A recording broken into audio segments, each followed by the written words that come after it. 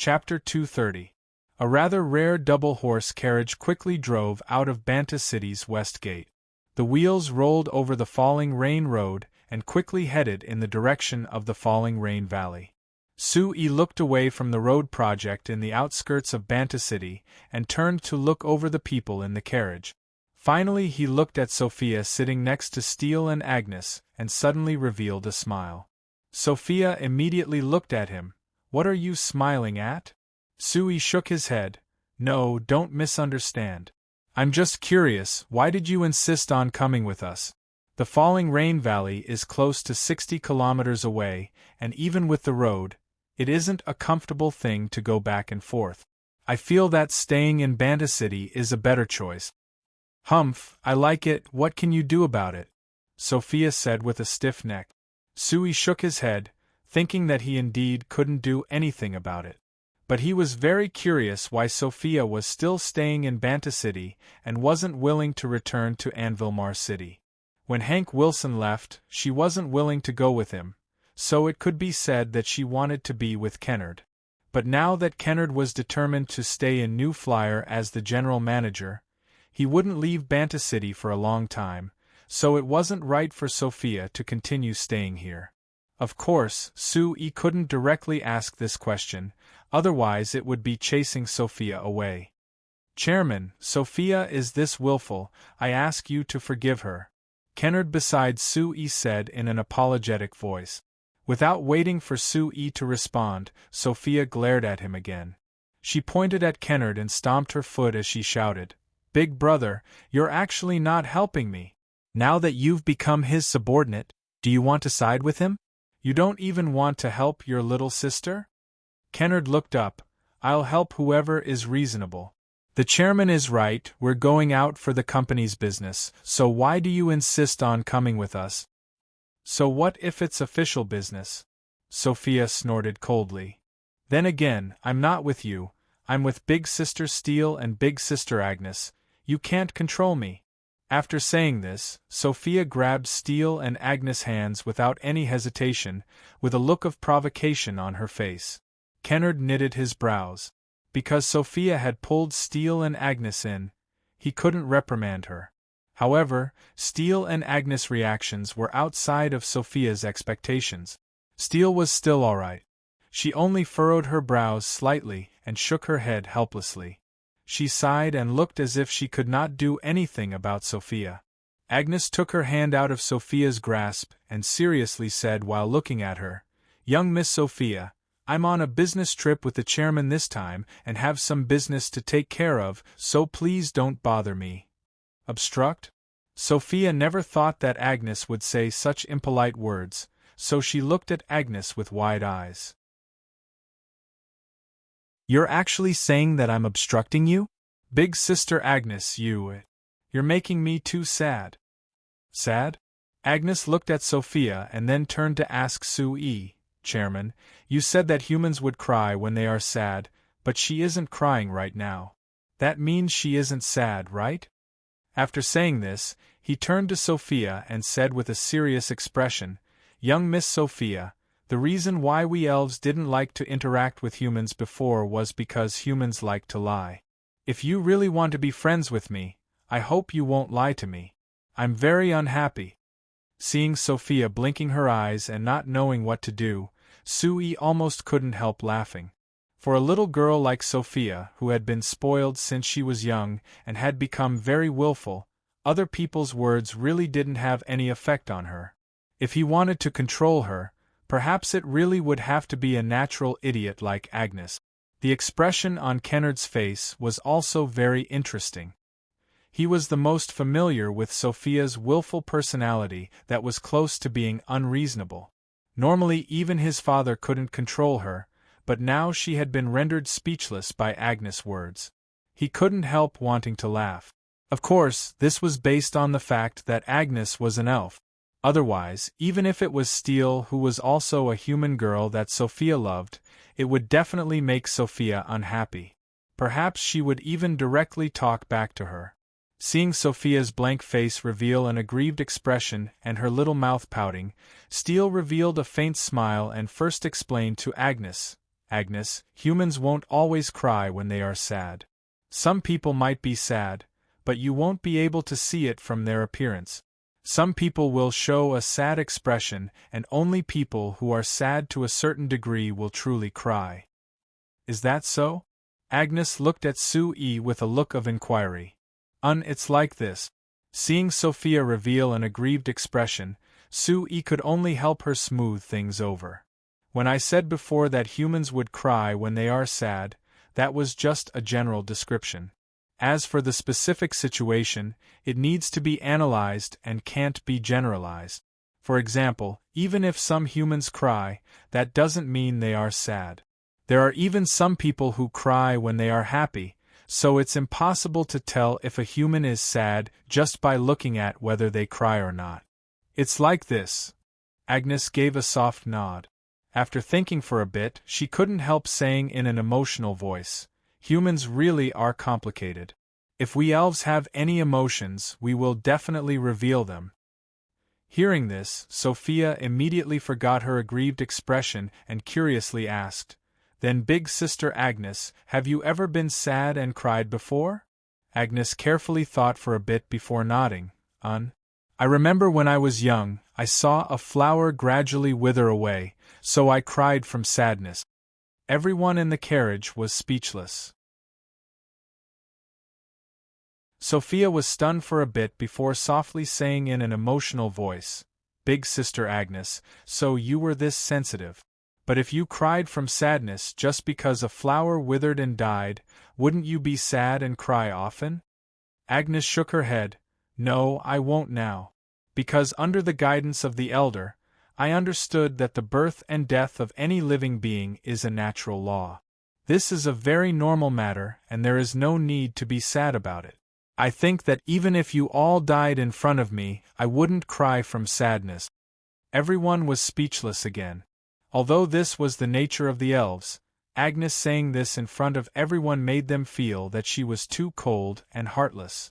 Sue couldn't help asking, "Agnes, if I died in front of you right now, you wouldn't cry from sadness?" Agnes looked at Sue with a bit of surprise. "Chairman, according to a human's lifespan, you still have a long time before you die. I'm saying if, because life is filled with accident. If I died in front of you because of an accident, would you calmly accept it?" Sue didn't give up as he kept asking. Steele knit his brows as he looked at Sue. Thinking about it, he didn't say what he wanted to say. He looked at Agnes and waited for her reply. Under everyone's gaze, Agnes seriously thought for a bit before replying, "I think this should depend on what kind of accident it is. If Chairman was killed by an enemy, then I would be angry and would find the enemy who killed you to take revenge for you. Because you are my friend, doing these things is the responsibility of a friend. Then what if you weren't killed by an enemy, but rather because of an accident that wasn't man-made? For example, being killed by a rock falling from the sky, or even more normal, dying from an illness?" Sue continued to ask. "If it's like this," Agnes thought about it again. "This should be the normal birth, old age, sickness, and death that the elder mentioned. Any living being will experience it, so I don't think I'll be sad." Hearing this reply, everyone let out a long sigh of relief. Steele gave Sue a naughty wink. "How is it? Respected Chairman Sue, are you very disappointed?" Sue grabbed the clothes on his chest and revealed an exaggerated sorrowful expression. He looked up at the sky and said with a sigh, "I'm not just disappointed, I'm simply heartbroken. I thought that my relationship with Agnes was already very good, but I never thought that she wouldn't be sad even if I suddenly died. She wouldn't even shed a single tear. I'm just too much of a failure." Seeing the other people in the carriage laugh, because of Sue's actions, Agnes had a strange look on her face. Steele saw the confusion on Agnes' face and explained to her with a smile. The horse carriage continued to move forward while the three girls chatted and Sue and Kennard discussed the work arrangements for the company.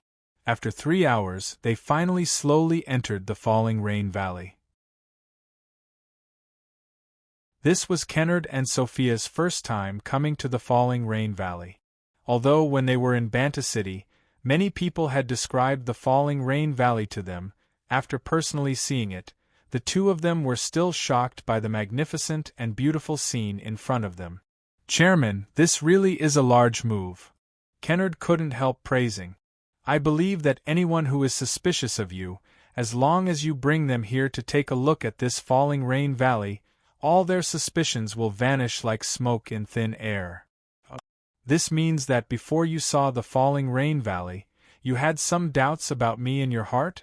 Sue teased with a smile. Kennard laughed. "Of course I'm an exception. If I still had any doubts about you, I wouldn't have taken the initiative to become the general manager." "That's more like it." Sue reached out his hand to make an inviting gesture. "Then, Your Excellency, as the new general manager, let me show you the true strength of our new flyer."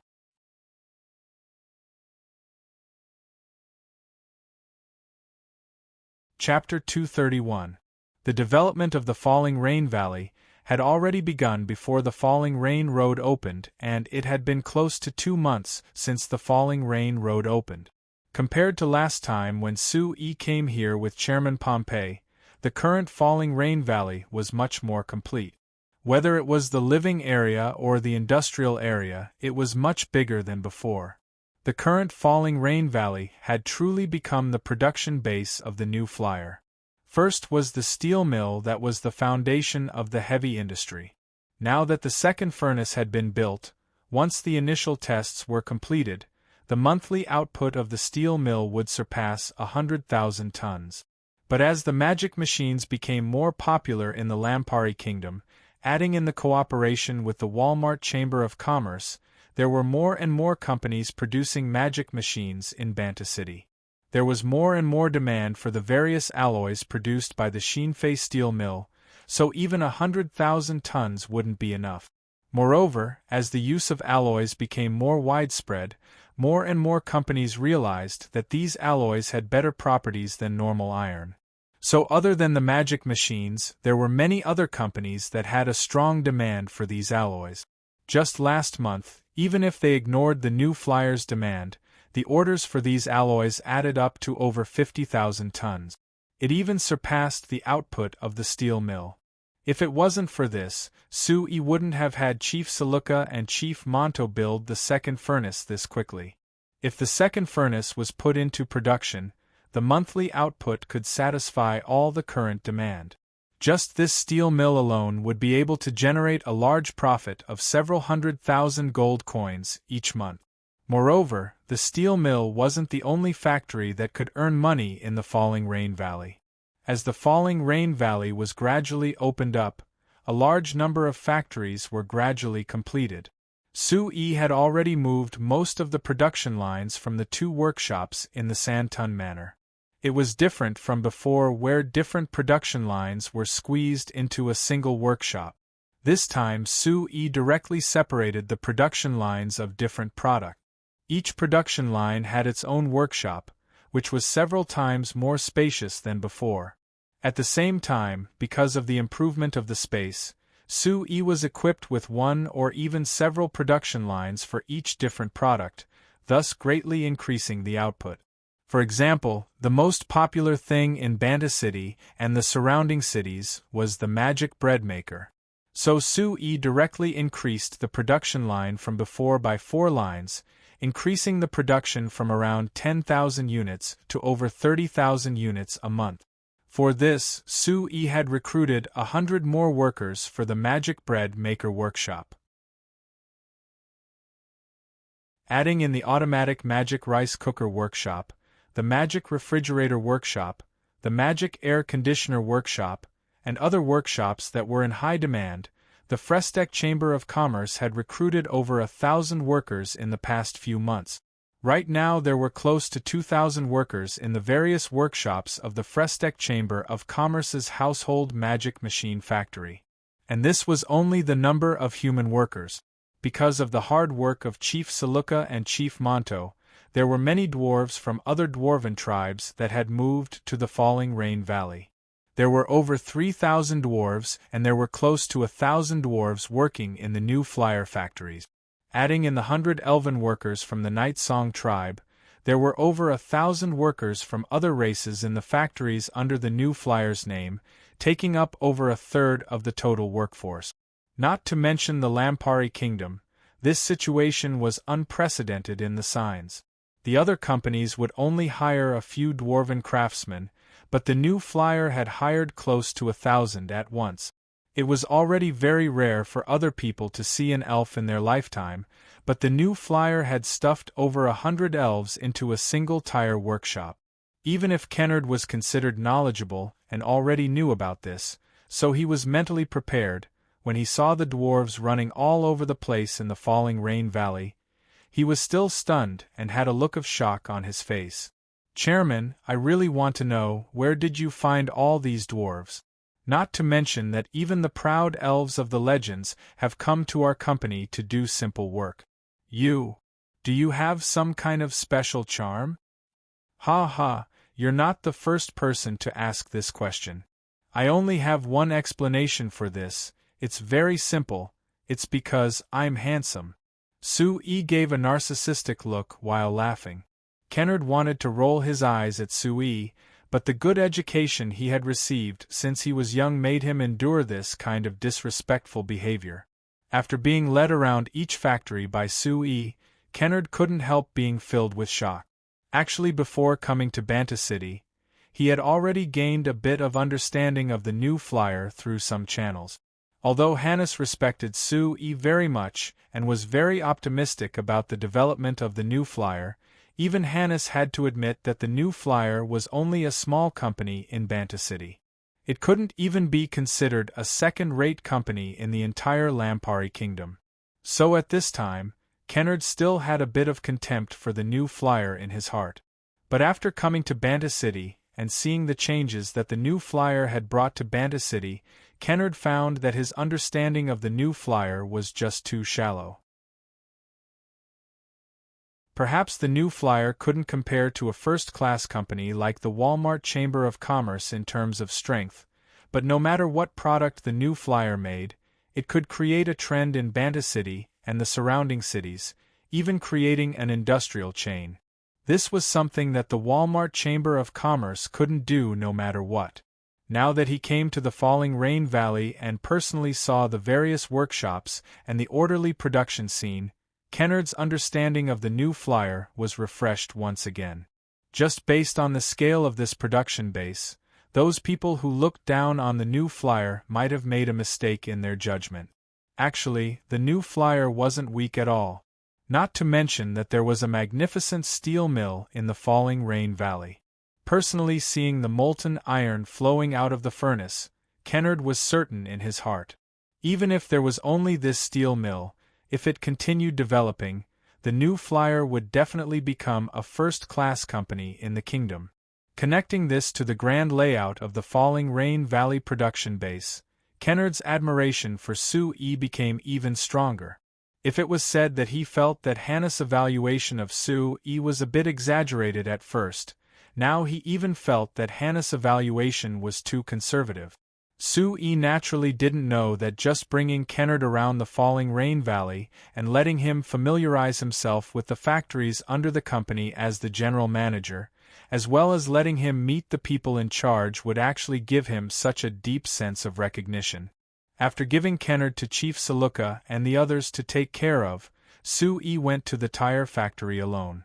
According to his agreement with Elder Elucia, this batch of 100 elven workers would receive special training in the New Flyer. After observing the results, he would decide what to do next. It had already been several months since the elves had started working in the New Flyer factory. After Sui observed them, he was certain that some changes had occurred to the elves, so he decided to take this chance when he was going back to the elven tribe with Agnes to bring them back for Elder Elucia to take a look. However, the tire factory's production was very heavy, and suddenly taking away 100 elven workers would have a large impact, so Sui finally decided to bring 10 elven workers back for Elder Elucia to appraise. When the group arrived at the tire factory, because Sophia refused to leave after seeing the 100 elves, Sue-E could only helplessly have Steele and Agnes stay behind to take care of the selection. Now that close to an hour had passed, Sue-E returned to the tire factory and found that there were already 10 elven workers standing by Agnes' side. Seeing the 10 elven workers automatically standing in a row beside Agnes, and standing in a very orderly manner without moving at all, Sue-E couldn't help nodding his head in satisfaction. Compared to the undisciplined elves before, the current 10 elves were undoubtedly much more disciplined. Moreover, the elves' pursuit of perfection was still preserved. When they stood in a row, the distance between each person was exactly the same. Looking at them from the side, one could see that their 20 feet were in a perfect line. After noticing these 2 points, Sue-E was a bit speechless. He was only following Elder Elucia's request to train the discipline of the elves, but looking at the current situation, it seemed like he had trained these elves into qualified soldiers. Compared to their undisciplined elves before, the difference was a bit too big. He didn't know what Elder Elucia would think after seeing them. "Sir Chairman, it's the 10 of them." Seeing Sue-E walk over, Agnes immediately came forward to greet him. The other clansmen all said that they were the ones with the best performance during this time. Sue-E nodded. Of course he understood what it meant to have the best performance. Because they had a conflict with the human workers in the household magic machine workshop, these elves had a bit of anger in their hearts. No matter what work they did, they wanted to perform better than the human workers. Since these 10 elves were recognized as the ones with the best performance, other than having enough discipline, they could be considered the elven workers with the best skills. Sue-E thought about it, but he found that he couldn't connect an elf to an experienced worker with a tool no matter what. This was just too strange. Stopping his mind from thinking about this, Sue-E revealed a smile to the 10 elven workers. "Very good. I think that Elder Elucia will be very happy to see you now. But I'm not certain if the beastmen will be happy to see you."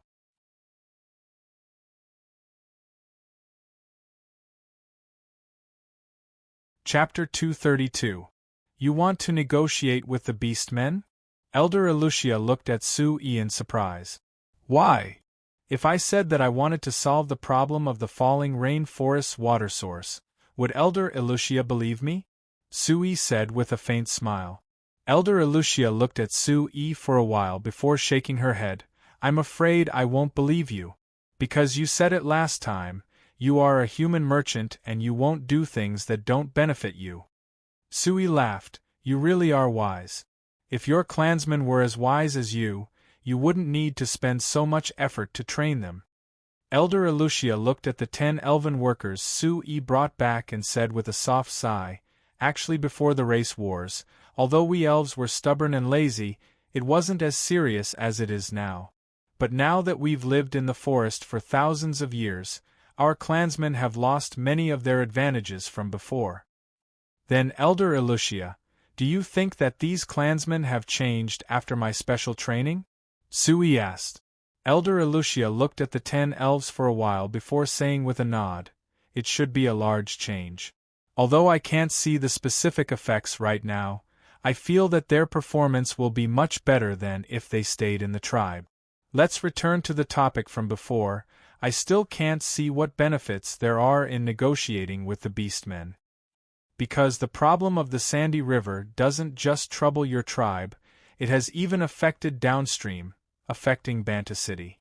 According to the predictions of the people of Banta City, who understand the river, if the Sandy River isn't cared for, it is very likely that in 10 to 20 years, the Sandy River will become a large hidden danger. Once there are heavy rains in the summer, there will be catastrophic floods." "Floods?" Elder Elucia seemed to have thought of something as her expression changed. "That is indeed a very terrifying matter. No wonder you place such importance on this matter. But why do you want to bring these 10 people with you? The relationship between the beastmen and us elves has always been bad. The beastmen of the Black Rice Plateau had many conflicts with our Nightsong tribe because of the Sandy River's water source. If the beastmen see these 10 tribesmen, I'm afraid it will be disadvantageous to your negotiation. Because if we want to completely solve the water problem, we need the help of the elves.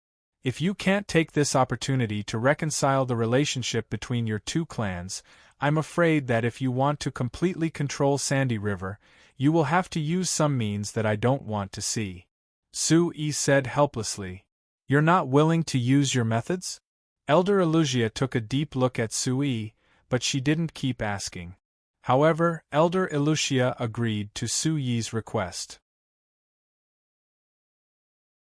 If they could completely solve the Sandy River's water source problem, not only would it solve the hidden danger of Banta City, it would also solve the water problem of the Nightsong tribe. Elder Elusia naturally hoped that Su-Yi would succeed. After settling this matter, Su-Yi and Elder Elusia came to the plastic production workshop of the Nightsong tribe. Compared to when Su-Yi came last time, the elves in charge of producing plastic were much more focused compared to before. There wasn't anything that was particularly sloppy at all. It seemed like after Su-Yi left last time, Elder Elusia had taught the elves a good lesson, so that they wouldn't lose face in front of Su-Yi again. But even if there was progress, it was still lacking compared to the efficiency and organization of human workers. Elder Elusia had the 10 elves that Su-Yi brought back join the plastic production line, immediately displaying a concentration that far surpassed the other elves.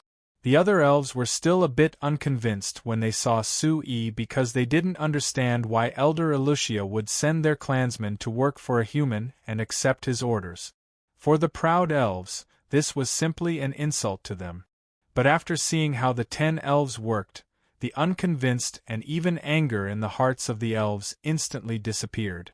These 10 elves were clearly the same as everyone else, but after working in this human's factory for a few months, their performance was this outstanding after they came back. Although the elves were proud, they definitely wouldn't deny this fact. Now that the facts were in front of them, the humans were indeed much better than the elves in this matter. The unconvinced feeling in their hearts towards Su-Yi naturally faded. Regarding Elder Elusia's painstaking efforts, the elves of the Nightsong tribe naturally understood.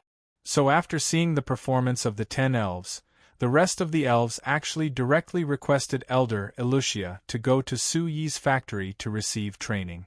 Chairman Su, what do you think? Can your factory accept more clansmen to receive special training? Elder Elusia didn't immediately respond to the request of the elves, instead she turned her head and asked Su-Yi. Su-Yi looked at the elves who were surging with emotions, pondered for a moment and replied, Elder Elusia, actually I came this time hoping to persuade you to let more elves leave this sealed forest and live in our human society. One of the more suitable options is to let them work in our factory and familiarize themselves with the environment. So you agree? Elder Elusia asked. Su-Yi nodded. Elder Elusia, actually what I want to say is that just relying on this simple and crude plastic production line is far from being able to meet the requirements. Do you know how many orders for tires we had before I came here? Looking at your expression, it should be a lot? Elder Elusia asked curiously. Not a lot, it's a lot. Su-Yi emphasized. Let me tell you. Right now, the backlog of tire orders in our Chamber of Commerce is over 100,000. Elder Elusia opened her eyes wide in surprise. There's actually that many? But we can only produce less than 10,000 in a month. That's why we have to expand production. Su-Yi nodded. And if we want to expand production, just relying on this small space and manpower is far from enough. So my suggestion is to move all the elves out of the tribe and have them work in the plastic and rubber processing factory that I have already prepared in the Falling Rain Valley. I have even prepared to develop a series of magic machines that are required for plastic processing. Compared to here, the production efficiency will definitely be greatly increased. Elder Elusia looked at Su-Yi and suddenly smiled. Chairman Su, you have prepared everything so well. Are you not planning to give me a chance to refuse? Su-Yi smiled and waved his hand. I am only making preparations on my side. It's just that to what extent Elder Elucia will agree to, that will depend on your decision. According to the popular saying among the humans, are you trying to provoke me? Elder Elucia smiled slightly. She turned her head and looked at her tribe members, who were still busy for a while, and sighed softly. I have to admit that ever since I started working with you and let the tribe members take on the resin processing job, although everyone is very busy every day, it seems very fulfilling. The entire tribe seems to be filled with vitality. Do you know? In these 3 months, the tribe actually gave birth to 2 newborns. This is a miracle that hasn't happened in the past 1,000 years. Suyi's expression suddenly became very strange. Last time, he heard from Elder Elucia that the Nightsong tribe only gave birth to 1 newborns in the past 10 years. Now, in 3 months they gave birth to 2 newborns. Although it was still far from being comparable to the humans and any other races, it was already a great improvement. But the reason for this change, wasn't it because the hormones in these proud and reserved elves became restless because of their frequent work, making them more willing to make babies? Of course, there was an even more important factor. That was, after accepting the resin processing job from Sui, the Nightsong tribe received a large amount of remuneration from New Flyer. Elder Elucia wasn't interested in human gold coins, but she still had a great need for human resources. Therefore, she let Sui exchange the remuneration for corresponding resources. Previously, although the elves of the Nightsong tribe could be self-sufficient in the falling rainforest, the resources in the falling rainforest were limited. They could only support less than 1,000 elves. Any more and there would be problems. This was the wisdom that the elves had accumulated over a long period of time. However, it also severely limited the total number of elves in the Nightsong tribe. It was also one of the important reasons why their birth rate was so low. Now that the New Flyer provided all kinds of living resources, the elves of the Nightsong tribe had more resources. They could indeed give birth to more elves. So, you agree to my proposal? Sui asked. Yes, I agree for now. However, it is impossible for all of our tribe members to leave at once. After all, this is our home that we have lived in for thousands of years. Elder Elucia said. How about this, those 100 tribe members will still work in your factory. I will also choose another 300 tribe members to work in the plastic and rubber processing factory. As for the specific arrangements, it will be up to you to decide. Seeing that Elder Elucia agreed so readily, Sui couldn't help but laugh. Everything will be arranged by me? Elder Elucia, you are putting a lot of pressure on my shoulders. Elder Elucia blinked her eyes. Like a little girl, she revealed a playful smile to Sui. Isn't this what you asked for?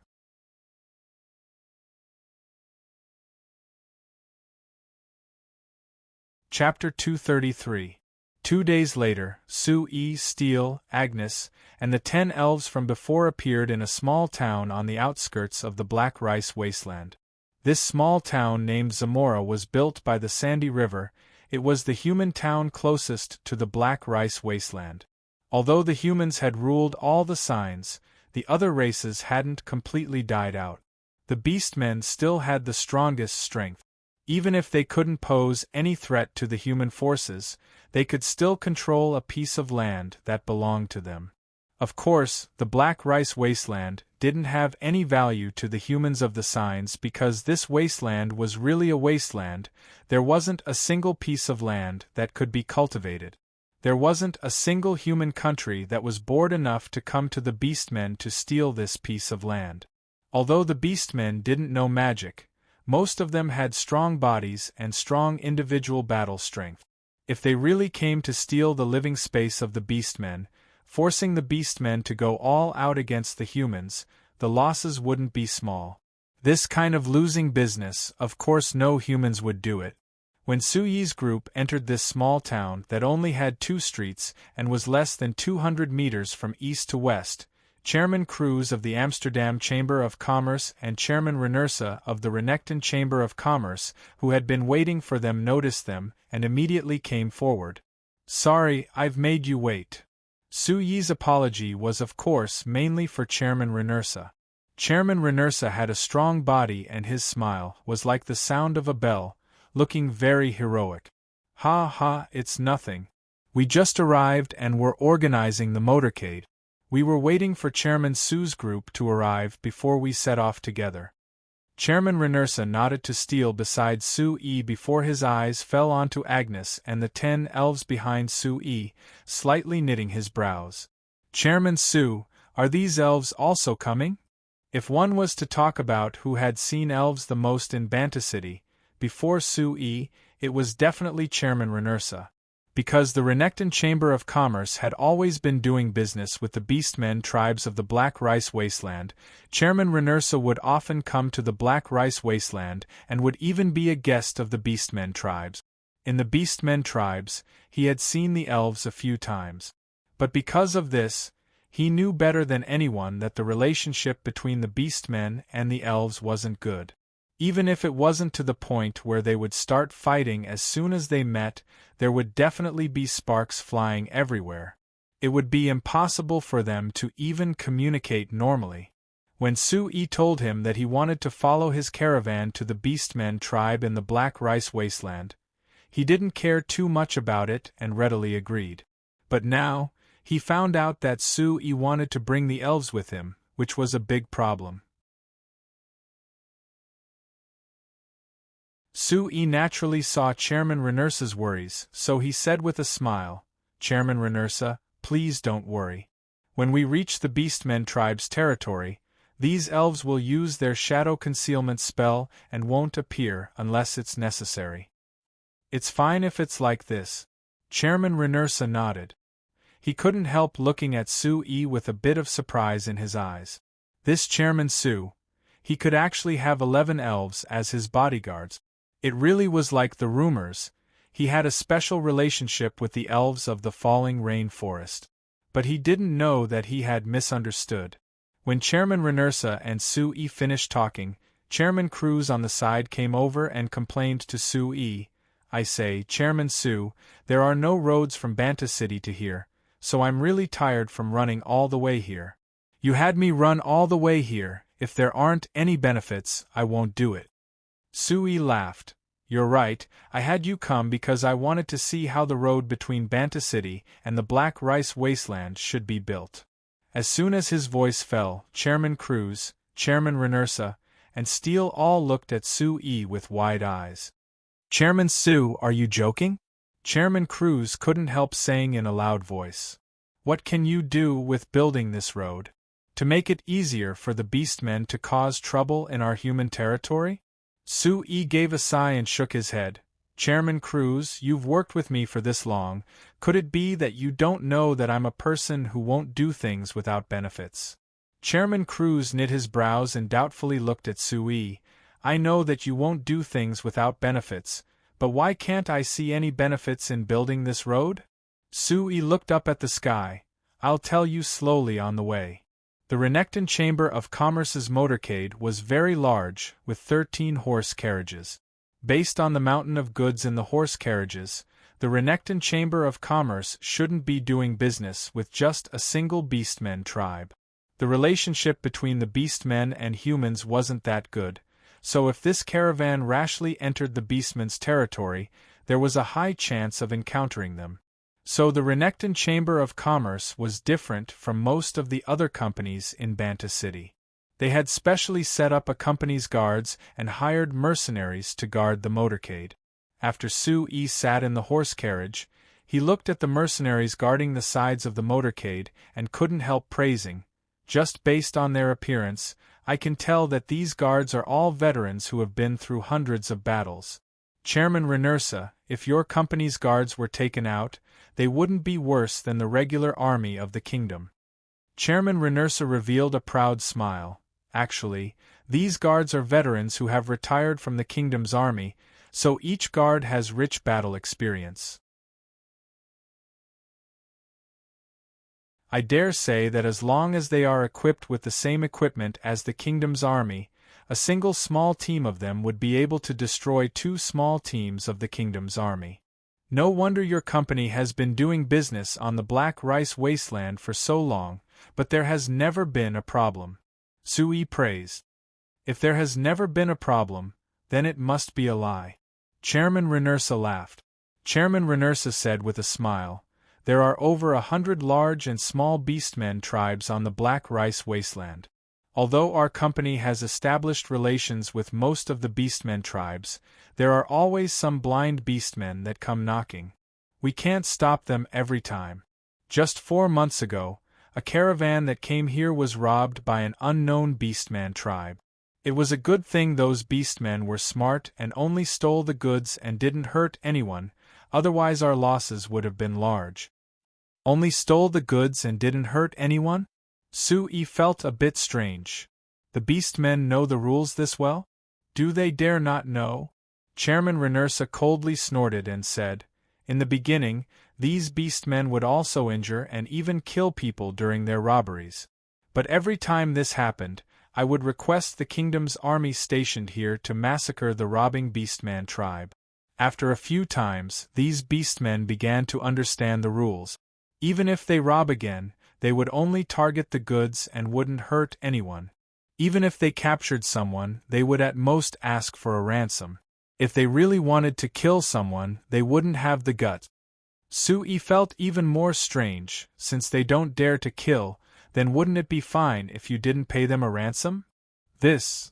Chairman Renursa gave a hollow laugh. This can be considered a rule. As long as the beastmen don't casually kill people, the kingdom's army won't casually make a move. If we don't pay the ransom, although the beastmen won't kill anyone, they won't let anyone go. You let the workers of the company be locked up in the beastmen tribe for a long time. After a long time, they would be crippled even if they were saved. Sui thought about it before asking, this means that this rule isn't just for the beastmen, it's also for you? It's pretty much like this. The human caravans that do business with the beastmen on the Black Rice Wasteland all follow this tacit rule. Anyway, we earn quite a bit from doing business with the beastmen, so it's fine if we bleed a bit. Sui couldn't help shaking his head. He thought that the rules of the beastmen and human caravans were filled with a barbaric aura. It was no wonder the beastmen were still looked down on by the humans and other races, it was because their level of civilization was just too low. When Sui was planning to reconsider his strategy for negotiating with the beastmen tribes, Chairman Cruz came over. Chairman Su, can you tell me now, what are the benefits of building a road between Banta City and the Black Rice Wasteland? Sui looked at him before pointing at Chairman Renursa, not mentioning anything else. At least there are benefits for Chairman Renursa. Of course. President Renursa laughed. Chairman Renursa laughed. If there is a road, our caravans can go back and forth with less effort. Chairman Cruz, actually even if Chairman Su didn't say anything, I was already considering if I should have you build a road for our company. It doesn't need to be far, it just needs to reach Samara Town. Isn't that far? Chairman Cruz stared at him. It's close to 100 kilometers from Banta City to Samara Town, right? Even if it's only as wide as the Falling Rain Road, it would still cost close to 300,000 gold coins. You're willing to pay that much? 300,000 gold coins. It isn't that much. If we build a toll booth, even if we can't get back the cost, we won't lose that much. Chairman Renursa thought about it before suddenly slapping his thigh. Alright, it's set like this. Chairman Cruz, when we return to Banta City, I'll discuss how to build this road with you. What do you think? Chairman Cruz and Sui were both surprised. It was Sui who wanted to discuss how to build the road with Chairman Cruz, so why did Chairman Renursa suddenly decide to build the road? Sui thought about it before saying with a smile, Chairman Renursa, it is a good thing that you can see the benefits of building a road. But the road I'm talking about has to reach the Black Rice Wasteland. It's far from enough to just reach Samara Town.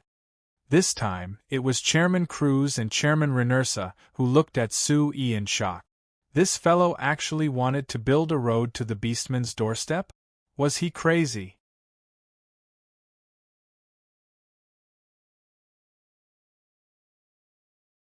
Chapter 234. Sue-Yi looked up at the small hill that seemed a bit out of place on the black rice wasteland. Then he pointed at a place not far from the hill that seemed like a small village made of wooden houses and asked Chairman Renersa, "That should be the Valar tribe, right?" Chairman Renersa looked at Sue-Yi in astonishment. "Chairman Sue, how do you know? Could it be that you've been to the black rice wasteland before?" "I haven't been here before. But I know that there are good things near the Valar tribe." Sue-Yi faintly smiled and pointed at the small hill as he said to Chairman Cruz, "Didn't you say that you didn't know what benefits there would be in building a road to the Beastmen tribe? Let me tell you, as long as we dig out a bit of the things under the small hill, we'll be able to earn back the money needed to build a road." Chairman Cruz and Chairman Renersa looked at the small hill in the distance. Chairman Renersa shook his head. "I've been here so many times, but I never knew what treasures were buried under the small hill." "That's right. If there were really good things, then wouldn't the Beastmen tribe have already dug it out and sold it? Why would they wait for you to dig it out?" Chairman Cruz also had a face of disbelief. "First, they don't have the strength to dig out the treasures. Second, they don't know what treasures are down there. Even if they had the ability, they wouldn't dig it out."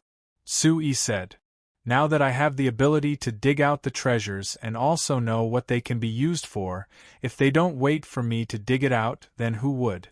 Seeing that Sue-Yi didn't seem to be joking, Chairman Cruz knit his brows and asked, "Chairman Sue, what treasures are down there? Is it worth you making a trip to the Beastmen tribe?" Sue-Yi looked at Chairman Renersa. "Chairman Renersa, are you also interested?" Chairman Renersa thought for a bit and nodded. "Of course I'm interested. I've done business with the Beastmen of the Black Rice Wasteland for so many years, but this is the first time I've heard of a treasure in this broken place. Chairman Sue, let's hear it. If it's something good, we can work together to dig it out and earn some money." "Okay." Sue-Yi deliberately said it in front of him. Of course, he intended to pull him into the group. It would be difficult to do something under the noses of the Beastmen tribes on the Black Rice Plateau without someone familiar with this place. Chairman Renersa was the most suitable candidate that Sue-Yi had chosen. "According to the information I have now, if I'm not mistaken, there is actually a very rich non-ferrous metal vein hidden under that hill. The main minerals should be aluminum and copper ores, as well as some tungsten ores and a small amount of lead ores. If they were all mined, it would be very beneficial for industrial development. Even if we don't use it on magic machines, we can still use it in other places." "Stop!" President Cruz raised his hand and interrupted Sue-Yi. "I say, Chairman Sue, you've been talking for so long, but I don't understand a single word. I know about copper because it's needed to make copper coins, but what are non-ferrous metals? What are aluminum, tungsten, and lead ores? What are you talking about?" Chairman Renersa on the side was also confused. "That's right, I also know about copper ores, but what are the non-ferrous metals you're talking about? What are they like?" Sue-Yi was surprised, but then he remembered that there were very few non-ferrous metals in the signs. Apart from the copper ores that were mined to make copper coins, because the mechanical industry wasn't developed, there wasn't much use of iron. Not to mention the non-ferrous metals that hadn't been processed and didn't look as good as iron. I'm afraid I won't be able to explain the use of non-ferrous metals in a short time. Let's put it this way, the Focao Chamber of Commerce is selling a ton of iron ore for 7 gold coins. Then do you know how much I'm willing to spend if they sell me a ton of copper ore?" Chairman Cruz knit his brows. "Copper ore is mainly used to make copper coins, so the kingdom's government is very strict. Even if you want to buy it, the Focao Chamber of Commerce wouldn't sell it to you." All right, I'll change the example. The aluminum ore price is too different, so let's talk about lead ore. For the same ton of lead ore, I'm willing to buy it for 20 gold coins. Chairman Cruz and Chairman Renersa raised their brows at the same time. Is what you said true? Of course it's true, why would I lie to you? Sui gave a soft snort. Let me tell you, the non-ferrous metals have more uses than iron and there is a large need for them in magic machines. Chairman Cruz, didn't you always want me to help you develop some large-scale construction magic machines? Our company couldn't develop them before because other than the bottleneck of the magic array research, it was also because of the lack of materials. Because we need these non-ferrous metals? Chairman Cruz asked. It's just like that. Just relying on iron and steel alloys, we can't meet the requirements of large-scale construction magic machines. In fact, this sentence was very nonsensical. Ordinary steel was absolutely capable of making large road construction machines. But Sui wanted to pull the two of them into his group. He was bullying them since they didn't understand, so he could talk nonsense. As expected, hearing Sui's response, Chairman Cruz nodded. I understand now. But it doesn't matter what it's used for. It's fine as long as we know that these non-ferrous metals are valuable. Since there are valuable things. Chairman Cruz looked at Chairman Renersa and Chairman Renersa gave a cold snort. It's a waste to leave these good things in the beastman's territory. Anyway, those simple-minded beastmen won't understand the value of these things at all, so we might as well help them dig them out. Sui laughed. He didn't know if this Chairman Renersa's personality was like this or if it was because he had been in contact with beastmen for too long, so he was infected with their arrogant personality. But it was good that he agreed to join. It didn't matter what his personality was. Of course, if they wanted to mine non-ferrous metals under the eyes of the beastmen, they needed to properly discuss this. The three of them discussed this for a while before coming up with a preliminary plan. First, Chairman Renersa would bring the two of them into the Valar tribe, and then they would see the situation. After deciding on the preliminary plan, Sui came to Steel's side, who was wandering around the wasteland not far away. What's the situation? Sui asked. Steel's expression was serious as he shook his head. It's not good. Look. Steel forcefully stepped on the ground, and there was a small hole in the ground. There was no water in the hole, only yellow sand. The wasteland has become like this, no wonder there is so much sand in the sandy river. Steel said in a deep voice. But I just asked Agnes and the others. They said that although the black rice wasteland was barren before, the ground was always covered in weeds. It wasn't as barren as it is now, like a desert. It should be because the beastmen overgrazed, causing the vegetation on the wasteland to dry up, causing soil erosion. Sui squatted down and grabbed the ground, grabbing a handful of fine sand. His fingers loosened slightly, and the fine sand poured down from the gaps of his fingers like flowing water. Feeling the sand flowing through his fingers, Sui's heart filled with emotions. This situation was very similar to the situation in the Northwest on Earth. When he was on Earth, he had visited a province in the Northwest because of a mechanical problem.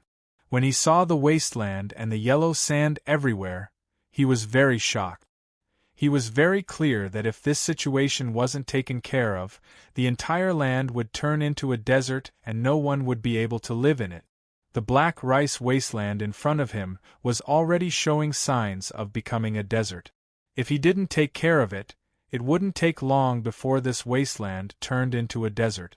At that time, not to mention the beastmen not being able to live here, even the Lampari kingdom that was closest to the black rice wasteland would be seriously affected. Compared to Earth, the signs had a large advantage in this aspect, which was the existence of the elves. The elves were known as the forest race. Even before the race wars, when they ruled the signs, the elves lived in cities made of large amounts of trees. At that time, the entire signs could be said to be covered in greenery. Not to mention a desert, there were very few places that weren't covered in forests. After a long period of time, the elves had a special inheritance and ability to cultivate plants.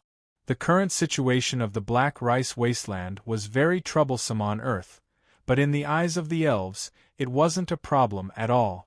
Sui looked around and didn't see any beastmen, so he softly called out, "Agnes." Agnes' figure quietly appeared beside Sui. Sui pointed at the area covered in sand and asked her, "How is it? Can you improve the environment?" "It's very simple." Agnes' confident reply made Sui feel relieved. Actually, the elder sent people to talk to the beastmen several decades ago, hoping that they could plant a forest on the Black Rice Wasteland to improve the environment. But they were rejected by the beastmen. Sui looked at Agnes and thought that in the signs, the word forest could be used as a synonym for the elf. If the elves went to the beastmen and told them that they wanted to plant a forest in their territory, it would be no different from saying that they wanted to take over their territory. It would be strange if the beastmen agreed to it. But this time, the one who said that they wanted to plant trees wasn't an elf, but rather a human like Sui. He wondered how the beastmen would feel about this.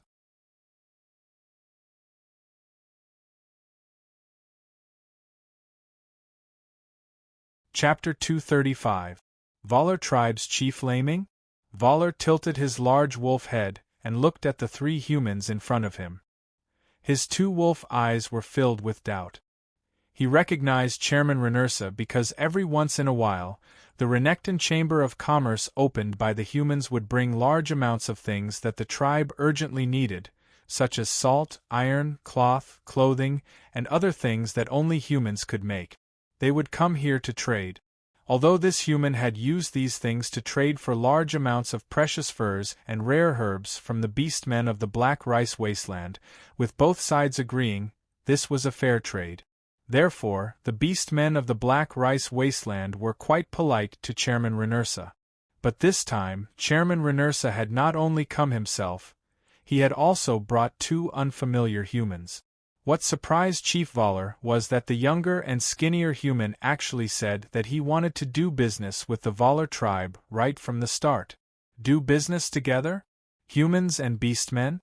This was simply a joke. All the races on the continent knew how cunning humans were. Because the beastmen didn't have high intelligence, they had been cheated countless times. So in the eyes of the beastmen, humans were scammers. As for human merchants, they were scammers among scammers. The reason why the Renekton Chamber of Commerce and other companies were able to do business with the beastmen in the Black Rice Wasteland was because these companies directly brought their goods to the beastmen. There was no room for deception.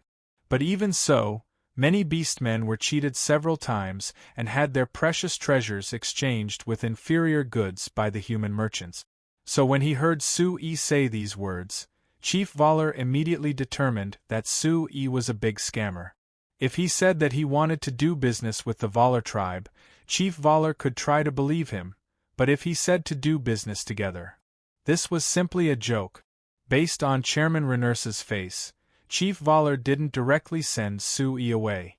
He acted like he was considering it before waving his hand and saying in a muffled voice, "We don't cooperate with humans. If you want to make a deal, first take out the goods you want to trade for me." Because of Chairman Renursa's reminder, Sui wasn't surprised by Chief Valar's cold reaction.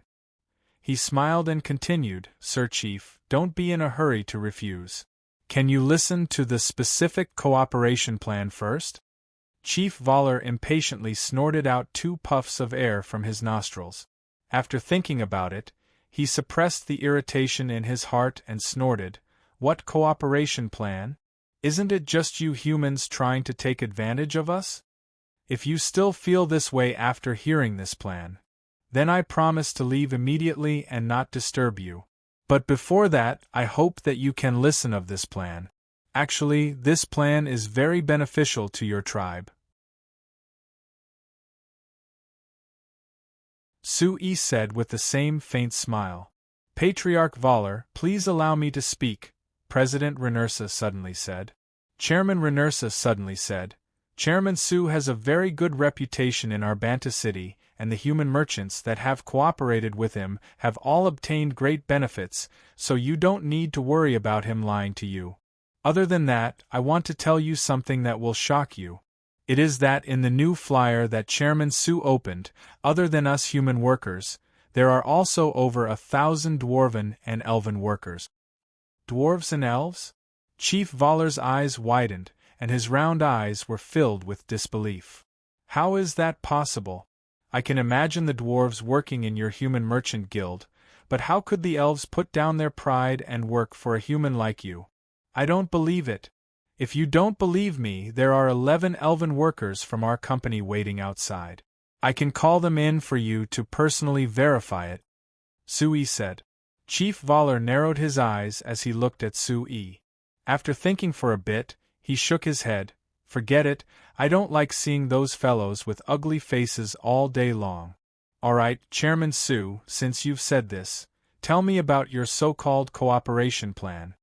Seeing that Chairman Valor was finally moved, Sui let out a sigh of relief and immediately explained his plan to him.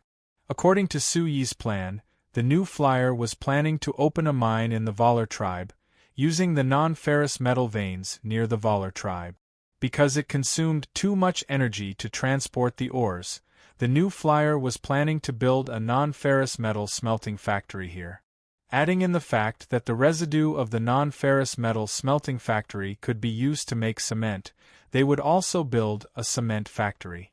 To transport the refined non-ferrous metals out, the new flyer would work with the Renekton Chamber of Commerce and the Cruise Chamber of Commerce to build a road from Banta City to Samara Town.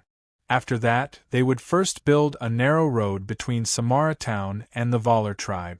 As for whether they would build other roads, that would depend on the situation.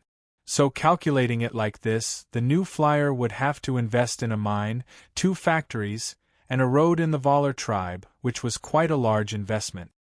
But what benefits can our tribe obtain? What do you want to cooperate with us on? After hearing Su Yi's explanation, Chief Valor gave a snort. Human, I'm warning you.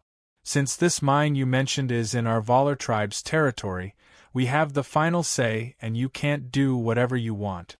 Now that I know about this good thing, if you can't satisfy me, don't think of cooperating with me. Of course I understand this.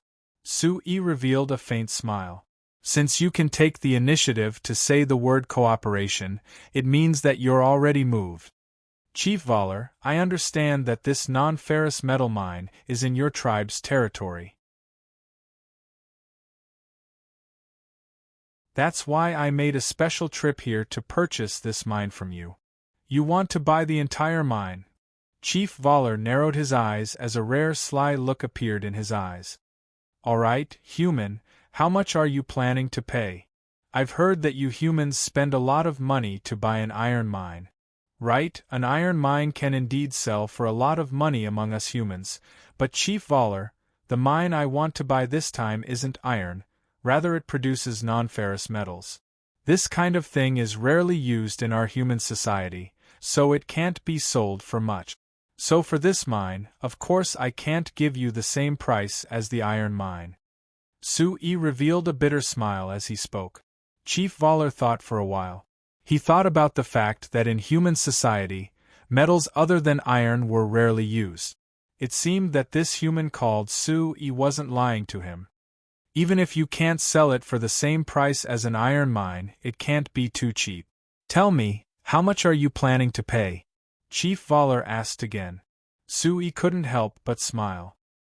He thought that this Chief Valor was truly moved. Who said that the orcs were all stubborn? At the very least, this chief in front of him was definitely greedy for money. Su-Yi looked at President Renersa and President Cruz. The two of them nodded at him, indicating that he could make the decision. Su-Yi nodded to show that he understood. He then stretched out his hand to Chief Valor. 500,000 gold coins. For a moment, Su-Yi seemed to see countless little stars in Chief Valor's eyes. ####. 4 days later, Su-Yi, President Cruz, and Steele returned to Banta City first. Agnes and the other 10 elves remained in the Black Rice Wasteland. According to Su-Yi's request, they needed to investigate the terrain of the Black Rice Wasteland and draw a complete map of the Black Rice Wasteland. Other than investigating how to solve the problem of the Black Rice Wasteland's desertification, their most important task was to determine the distribution of all the Orcs tribes in the Black Rice Wasteland. According to Su Yi's plan, cooperating with the Valar tribe was only the first step for the new flyer to enter the Black Rice Wasteland. According to the information he had, the Black Rice Wasteland didn't just have a single non-ferrous metal mine near the Valar tribe. Actually, the Black Rice Wasteland was rich in minerals. According to preliminary estimates, it even surpassed all the non-ferrous metals in the Lampari Kingdom added together. As for why Su Yi knew this clearly, that was because the 5 dwarves that had been hired by Su Yi last year to explore the various mines of the Lampari Kingdom had finally returned. In this year of exploration, the 5 dwarves had gone in 5 different directions, carefully exploring every part of the Lampari Kingdom. One of the dwarves named Ram had explored to the west, covering the entire Black Rice Wasteland. It had to be said, the dwarves really did have high talent in this aspect. In this year, the 5 dwarves had explored every inch of the Lampari Kingdom, knowing all the underground mines like the back of their hands. When Su Yi had them go out to explore, they were mainly in charge of exploring the distribution of iron ores. But after the dwarves went out, they found that most of the iron ores in the kingdom had already been explored and over half of them were being explored. So the 5 dwarves placed their attention on the non-ferrous metal mines that Su Yi had mentioned. The conclusion that they reached was that the Black Rice Wasteland had large amounts of non-ferrous metal mines. Even in the ore samples that Ram had brought back, Su Yi had found the existence of some rare earth elements. It was a good thing that there was a hidden danger in the Sandy River, so they had to control the geological environment of the Black Rice Wasteland upstream of the Sandy River. So Su Yi used this chance to come to the Black Rice Wasteland and seek cooperation with the Beastmen. Other humans might have psychological barriers to cooperating with other races, but Su Yi didn't have any. New Flyer had quite a few dwarves and a few elves as employees, so if there were a few more Beastmen, it didn't count for much. Of course, this cooperation was still in its initial stages. Their group stayed in the Valar tribe for 2 days, but Chief Valar insisted that there was no need to discuss without money. So Su Yi's group could only give up for now and return to Banta City to discuss their next step. It would cost around 300,000 gold coins to build the road from Banta City to Samara Town, and because the road between Samara Town and the Valar tribe was a bit narrower, adding in the fact that it was only 10 kilometers away, it wouldn't cost more than 20,000 gold coins. Other than that, adding in the 500,000 gold coins spent on the mine and some initial investments, Su Yi, Chairman Cruz, and Chairman Renursa decided to invest a total of 1 million gold coins. Because this matter was mainly led by Su Yi and Chairman Cruz and Chairman Renursa didn't understand the prospects of the non-ferrous metal mines, in the end New Flyer invested 600,000 gold coins and took 60% of the mine. The Amsterdam Chamber of Commerce invested 300,000 gold coins and took 30%. Finally, the Renekton Chamber of Commerce invested 100,000 gold coins and took 10%. As for the income from the road tolls, it was also arranged according to this share. Moreover, this was just the income from the mine. The non-ferrous metal smelting factory and the cement factory were all funded by New Flyer. The Amsterdam Chamber of Commerce and the Renekton Chamber of Commerce didn't have a share. Actually, Chairman Cruz had asked to invest in the non-ferrous metal smelting factory and the cement factory, but Su Yi had rejected him. This was because these 2 factories involved New Flyer's unique technology, so if they cooperated with the Amsterdam Chamber of Commerce, it would definitely be leaked. Chairman Cruz naturally understood this, so after Su Yi rejected his request, he didn't keep pestering him. Because he had already finished discussing the matters on the road with Chairman Cruz, after the horse carriage entered Banta City, Sue rejected Chairman Cruz's invitation to have dinner with Steele and rushed back to Steele's home with Steele. Because as soon as they entered the city, they received a shocking piece of news. Great Magician Camilla had suddenly announced the closing of the Magic Tower.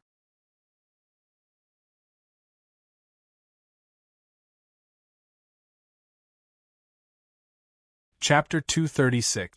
What? You don't understand why I'm closing the Magic Tower? Great Magician Camilla smiled as he looked at the two people rushing over. Sue and Steele both shook their heads. Of course we don't understand. Steele hugged Great Magician Camilla's arm with a look of concern. Grandfather, didn't you always say that the Magic Tower was your life's work and that you wanted to use it to study the mysteries of magic, becoming an archmagus or even a great archmagus? Why are you suddenly closing it now? Could it be that you want to give up on studying magic? Who said I'm giving up on studying magic? Great Magician Camilla glared at them. Then why are you closing the Magic Tower? Steele asked in a confused voice. This Magic Tower was built with great difficulty by you. If you close it, how are you going to study magic? Great Magician Camilla shook his head. He reached out his hand to pat Steele's head and said with a faint smile, Steele, your understanding of magic is still too shallow. Is there a rule that one has to study magic in a magic tower? For example, isn't Sue Yi's Academy of Magic the same? Sue and Steele were stunned at the same time.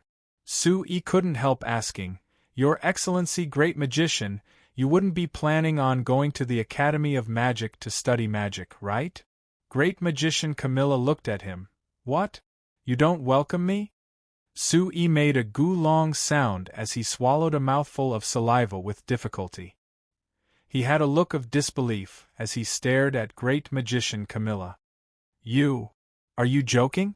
The Academy of Magic is only studying magic arrays used in magic machines. If you come, I just want to study magic arrays used in magic machines. Is that not allowed? Great Magician Camilla stared at Sue as he asked this. Sue and Steele looked at each other, feeling that this was a bit unbelievable. Just last year, Great Magician Camilla had expressed his deep hatred for combining magic and business, even scolding Sue several times. Since the beginning of this year, Great Magician Camilla's attitude had gradually changed and he began to agree to Sue's request. He cooperated with New Flyer and helped New Flyer with their research on magic machines. He even had the magicians of the Magic Tower help with the research, which helped Sue solve quite a few problems. But this was just Great Magician Camilla taking time out of his research to help. It was completely different from him joining the Academy of Magic. Grandpa, is that true? Steele asked in surprise. Do you really intend to work at the Academy of Magic? Yes. Great Magician Camilla nodded with a serious expression, not looking like he was joking at all. He said to Sue, Hey brat, do you welcome me? Welcome. Of course you're welcome. Seeing Great Magician Camilla's serious expression, Sue was pleasantly surprised as he kept nodding. Your Excellency Great Magician, if you're willing to join our Academy of Magic, that would be my honor and also our New Flyer's honor. But Your Excellency Great Magician, I still don't understand, why did you suddenly do this? Could it be that you suddenly closed the Magic Tower because of this decision? Steele looked at Great Magician Camilla without blinking, her eyes filled with doubt. Seeing the confused expressions of the two of them, Great Magician Camilla knew that if he didn't explain himself, these two fellows wouldn't let him go today. He pointed at the stools to the side and gestured for them to sit down. Where should I start? After the three of them sat down, Great Magician Camilla fell into thought for a bit before suddenly asking Steele, Steele, how long has it been since you went back to your hometown? Hometown? Steele was stunned. After thinking for a bit, she replied, The last time I went back was 3 months. Oh no, it's been 4 months. What is it? Grandfather, you're suddenly mentioning your hometown. Do you want me to go back with you? That's good, it's just outside the city, and it's not far, we can go whenever we want. I didn't mean that. Great Magician Camilla shook his head. Great Magician Camilla shook his head. Let me ask you, when you went back last time, did you notice any changes in your hometown? Changes in my hometown? Steele slightly knit her brows. After thinking for a bit, she replied in a confused voice, there weren't any changes. If we're talking about changes, does second aunt's cousin giving birth to a son count? Although it counts. But it's not what I want to talk about. Great Magician Camilla slowly shook his head. Great Magician Camilla slowly shook his head. If you go back now, you'll find that your hometown is completely different from before. Completely different? It can't be that exaggerated, right? Steele felt a bit strange. Mildan Village has been like this since I was young. It hasn't changed at all. That's because you haven't gone back to take a look and haven't seriously asked about it. Great Magician Camilla turned to look at Sui. Actually, the changes in Mildan Village are very big, and the reason for these changes is because of this kid. Because of Sui. Steele looked at Sui. Sui knit his brows to think before suddenly revealing a look of understanding. I remember now, Mildan Village, right? I have an impression of this name. If I'm not wrong, it should be on the list of the first phase of the Banta City renovation project. Last time Chairman Cruz seemed to have discussed it with me, this Mildan Village seemed to have been completely demolished. Completely demolished. Steele was surprised and couldn't help looking at Sui. You didn't even tell me about such an important matter. Sui spread his hands with a bitter smile. You only said that you and His Excellency Great Magician were natives of Banta City, but you weren't residents of the city. How could I know that Mildan Village was your hometown? Steele thought about it and found that she indeed hadn't mentioned this matter to Sui, so her anger turned into a smile. All right, it's my fault. But Sui, Mildan Village is my hometown. You have to have Chairman Cruz treat them a bit better during the demolition. You can't mistreat them. How could I mistreat them? The demolition plan that Cruz and I discussed had fully considered the living arrangements of the villagers in the villages that were to be demolished. It would only make their lives better in the future. You can ask His Excellency Great Magician if you don't believe me. Sui said in an aggrieved voice. I can testify to this. Great Magician Camilla nodded. Great Magician Camilla nodded. The villagers are all stretching their necks out in anticipation of the demolition. Why? Steele was a bit surprised. Mildan Village is a place that everyone has lived in for so long. Why is everyone willing to leave? Could it be that they aren't reluctant to leave at all? Great Magician Camilla looked at Steele. There are even greater benefits if they leave, so why would they be reluctant to leave? According to the contract they signed with the official sent by the City Lord's Manor, the Amsterdam Chamber of Commerce will find another place to build new houses for them? Building houses. Sui quickly reminded him. Right, building houses. I've seen these houses before. Not only are they beautiful, they're also made of good bricks. Adding in the new technology of the Amsterdam Chamber of Commerce, it's called reinforced concrete. It's very sturdy. It's much better than the broken wooden houses and stone houses in the village. Tell me, will you change it or not? It's really that good. Steele looked at Sui in disbelief. Sui said with a nod, it's just that good. Other than arranging a new place for them to live, our new flyer and the Amsterdam Chamber of Commerce have promised to give priority to the villagers of the demolished villages to work for our companies. With the wages that our two companies are currently offering to the workers, I think that many of the villagers will think that this is a good thing. Then it must be a very good thing. Steele finally let out a sigh of relief and revealed a smile.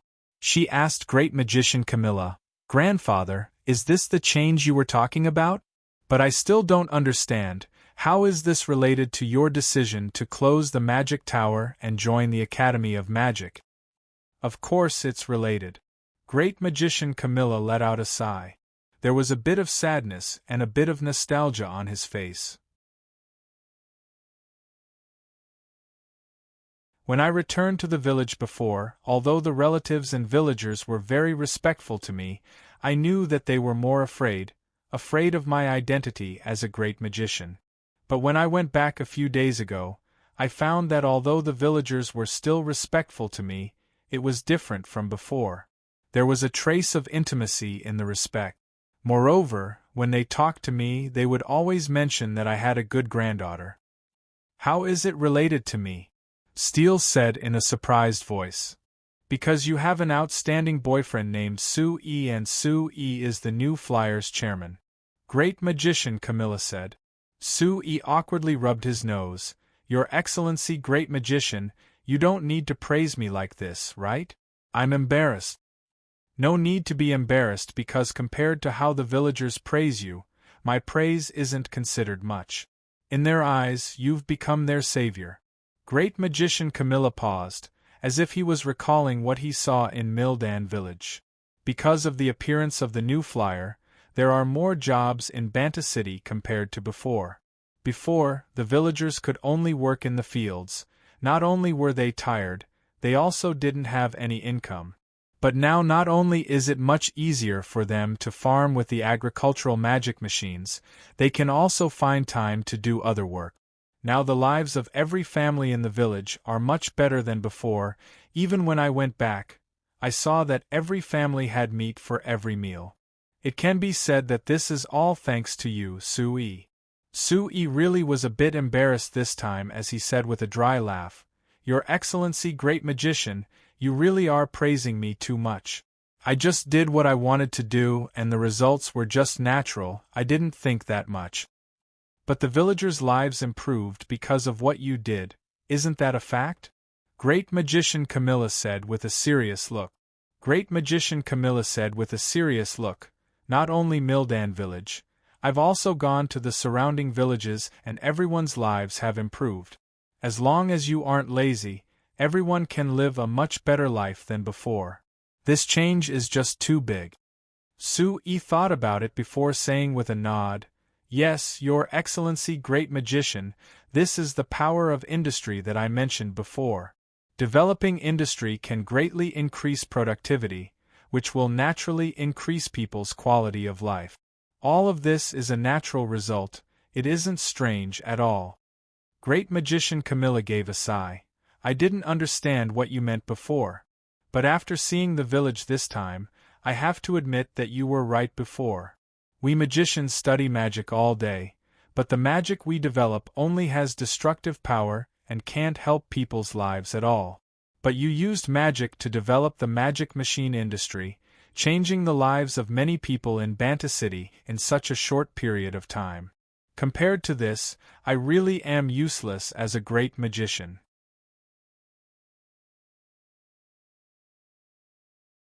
You can't say it like this. Sue-E quickly comforted him. Your Excellency, great magician, many of the magic machines our company has developed are related to you. How can you say that you're useless? If I focused on my research, I would obtain even more results. Great magician, Camilla honestly said. Great magician, Camilla seriously said. So after coming back from Mildan village, I seriously considered it for 2 days and decided that from now on, I would focus on researching magic arrays related to magic machines. Sue-E, you're right, magicians aren't just killing machines, they can also improve people's lives. But grandfather, you don't need to close the magic tower and join the Academy of Magic, right? Steele couldn't help asking. Even if you keep it like this, you can still focus on researching magic machines, right? Great magician, Camilla revealed a smile as he looked at Sue-E with a gaze of deep meaning. Steele, you don't understand what I mean, but I think that this kid definitely does. Sue-E looked at Steele, who was looking at him with an unconvinced gaze, and said with a faint smile, Right, of course I understand. Actually, Steele, you should also understand because His Excellency Great Magician's choice is simply to pursue advertising.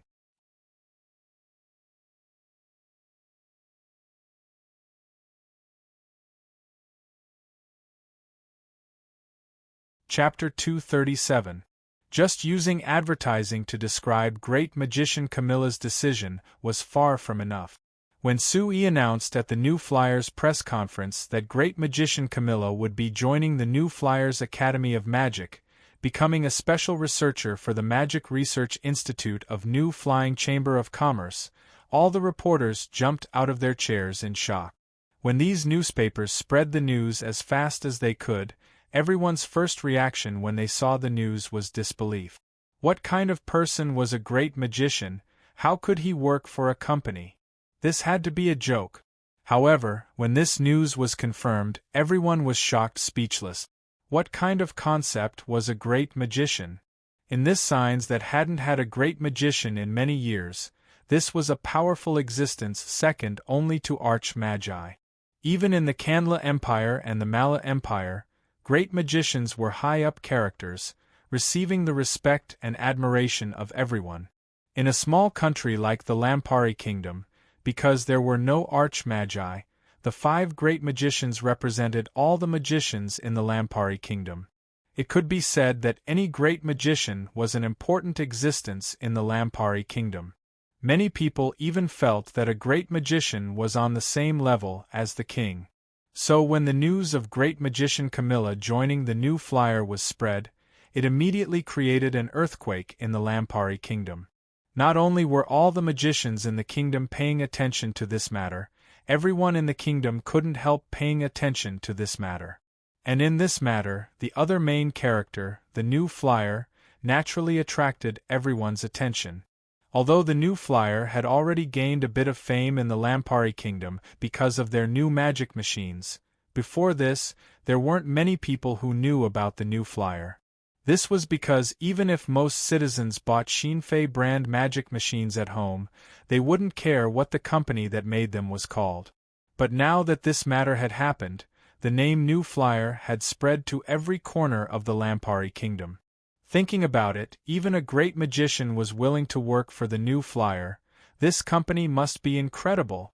If one really calculated it in terms of advertising, with the news of great magician Camilla joining the Frestec Chamber of Commerce, the most direct benefit the Frestec Chamber of Commerce received was that in less than half a month after the news came out, the Frestec Chamber of Commerce had received countless orders for various magic machines.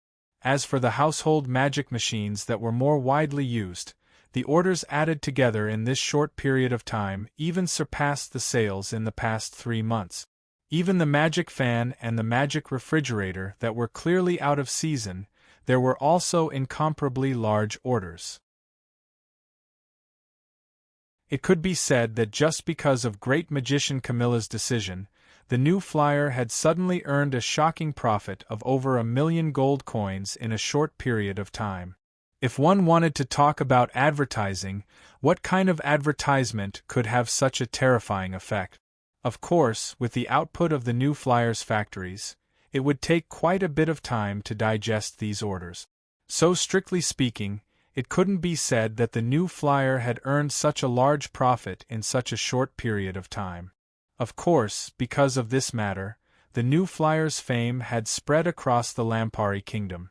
The people who came to place orders with the New Flyer actually came from the northeast of the kingdom, almost diagonal from Banta City. It was over 700 kilometers away from Phoenix City. The benefits the New Flyer received were not just this. Putting aside these direct benefits, because of great magician Camilla's sudden decision, it attracted the curiosity of all the magicians in the Lampari Kingdom and even the signs. Just what kind of attraction did the New Flyer have? It could actually make a great magician choose to work for them? When great magician Camilla was hired by Sui as the special magic consultant for the New Flyer, this wasn't considered anything special. There were many companies that wanted to give the honorable great magician this title, and then use this title to give him all kinds of sponsorships, hoping that he could support them when necessary. Even if the title New Flyer gave great magician Camilla was a bit strange, it was still within a reasonable range. But this was completely different from great magician Camilla joining the Frestec Chamber of Commerce because like this, great magician Camilla would have an official employment contract with the Frestec Chamber of Commerce. he would become an official employee of the Frestec Chamber of Commerce. Although there shouldn't be a company that would be arrogant enough to treat a great magician like a subordinate and order him around, for an honorable great magician, this was no different from lowering his status. It had to be known, even if the king of the Lampari kingdom wanted a great magician to help, he had to be polite and show great respect to the great magician. Not to mention a trivial small company? After this news was spread, the magicians of the Lampari kingdom, and even the other countries of the signs, all rushed to the small Banta city and the new flyer. Everyone wanted to see what kind of charm the new flyer had that could make great magician Camilla make this kind of decision. Among them, there were quite a few magicians that had the same idea. Even a great magician is willing to join this new flyer, it must be very attractive to me. So in the half a month after the press conference, the new flyer received countless magicians. After asking about the benefits and conditions the new flyer gave, there were quite a few magicians that were moved. They expressed their desire to join the Magic Research Institute of New Flying Chamber of Commerce. Even those first-grade and second-grade magicians who weren't strong enough weren't qualified to join the Magic Research Facility. When they heard that the Frestec Chamber of Commerce's factory was also recruiting magicians to finish the magic arrays on the magic machines, they all expressed their willingness to join the Frestec Chamber of Commerce's factory. With the low-grade magicians who had joined the Frestec Chamber of Commerce's factories, these magicians knew that even if they did some simple work in the Frestec Chamber of Commerce's factories, they could earn close to or even over 20 gold coins a month. And this income was something that many low-level mages could not even dream of. In just a few breaths of time, the lack of magicians that Sui had always been worried about was solved, and there was even a bit of surplus. There were just too many magicians that came to Banta City to inquire about the new flyer. With the current scale of the new flyer, it couldn't take in all these magicians at all. Sui even had to seriously consider it before rejecting the requests of some magicians to join the new flyer. For Sui, who had always been worried about where to find magicians to work for the new flyer, this really was a very luxurious move. It would have been fine if Sui didn't reject it. Because of his rejection, there were many magicians that didn't know much about the new flyer that felt that there was something special about the new flyer. That was why they had the confidence to reject their requests, so they became even more excited. Faced with this situation, Sui was very annoyed because he really wanted to take in all these magicians. It wasn't a bad choice to train them as backups, but with the current scale of the new flyer, there was no need for such a large group of magicians. It would be a large burden to raise these magicians for no reason. Moreover, for Sui, the quality of the magicians that worked as researchers at the Academy of Magic was more important than quantity. Although there were many magicians that came to join the new flyer, the highest level magician was only a 7th grade magician, who was only a bit stronger than Sui. Of the remaining magicians, most of them were 3rd grade and below. Only a small portion of them were 4th grade and above, so they were qualified to join the Academy of Magic. Compared to recruiting 100 4th or 5th grade magicians, Sui would rather recruit a powerful magician that could compare to great magician Camilla. Of course, this was clearly an unrealistic fantasy. The reason why great magician Camilla chose to join the new flyer, other than returning to Mildan village and being moved by the changes in the villagers' lives, a large part of the reason was because of the relationship between Steel and Sui. Otherwise, with his identity as a great magician, he could just say a single word to join any company and all the companies would line up for him to choose from.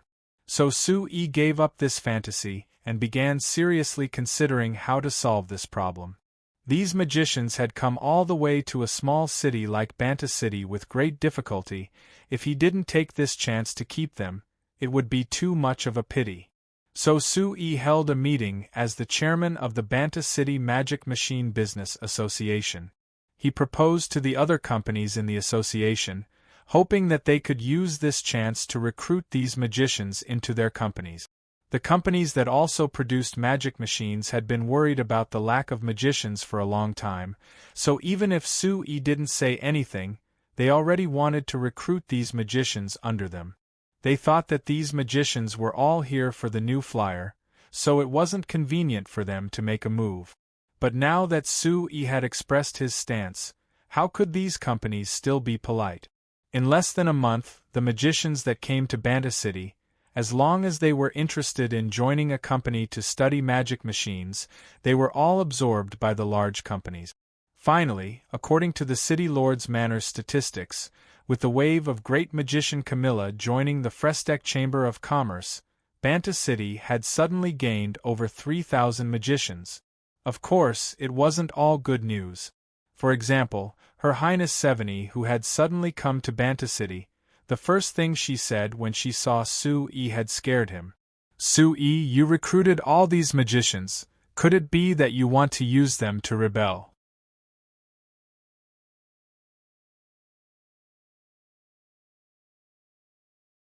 Chapter 238.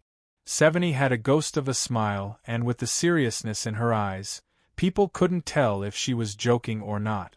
Sui quickly said with a smile, "Your Highness, you really know how to joke. I am a loyal and law-abiding citizen. How could I think of rebelling? Then again, our company only recruited 300 magicians this time. How could we have the ability to rebel?" "You think 300 magicians isn't enough?" Seveni looked at Sui.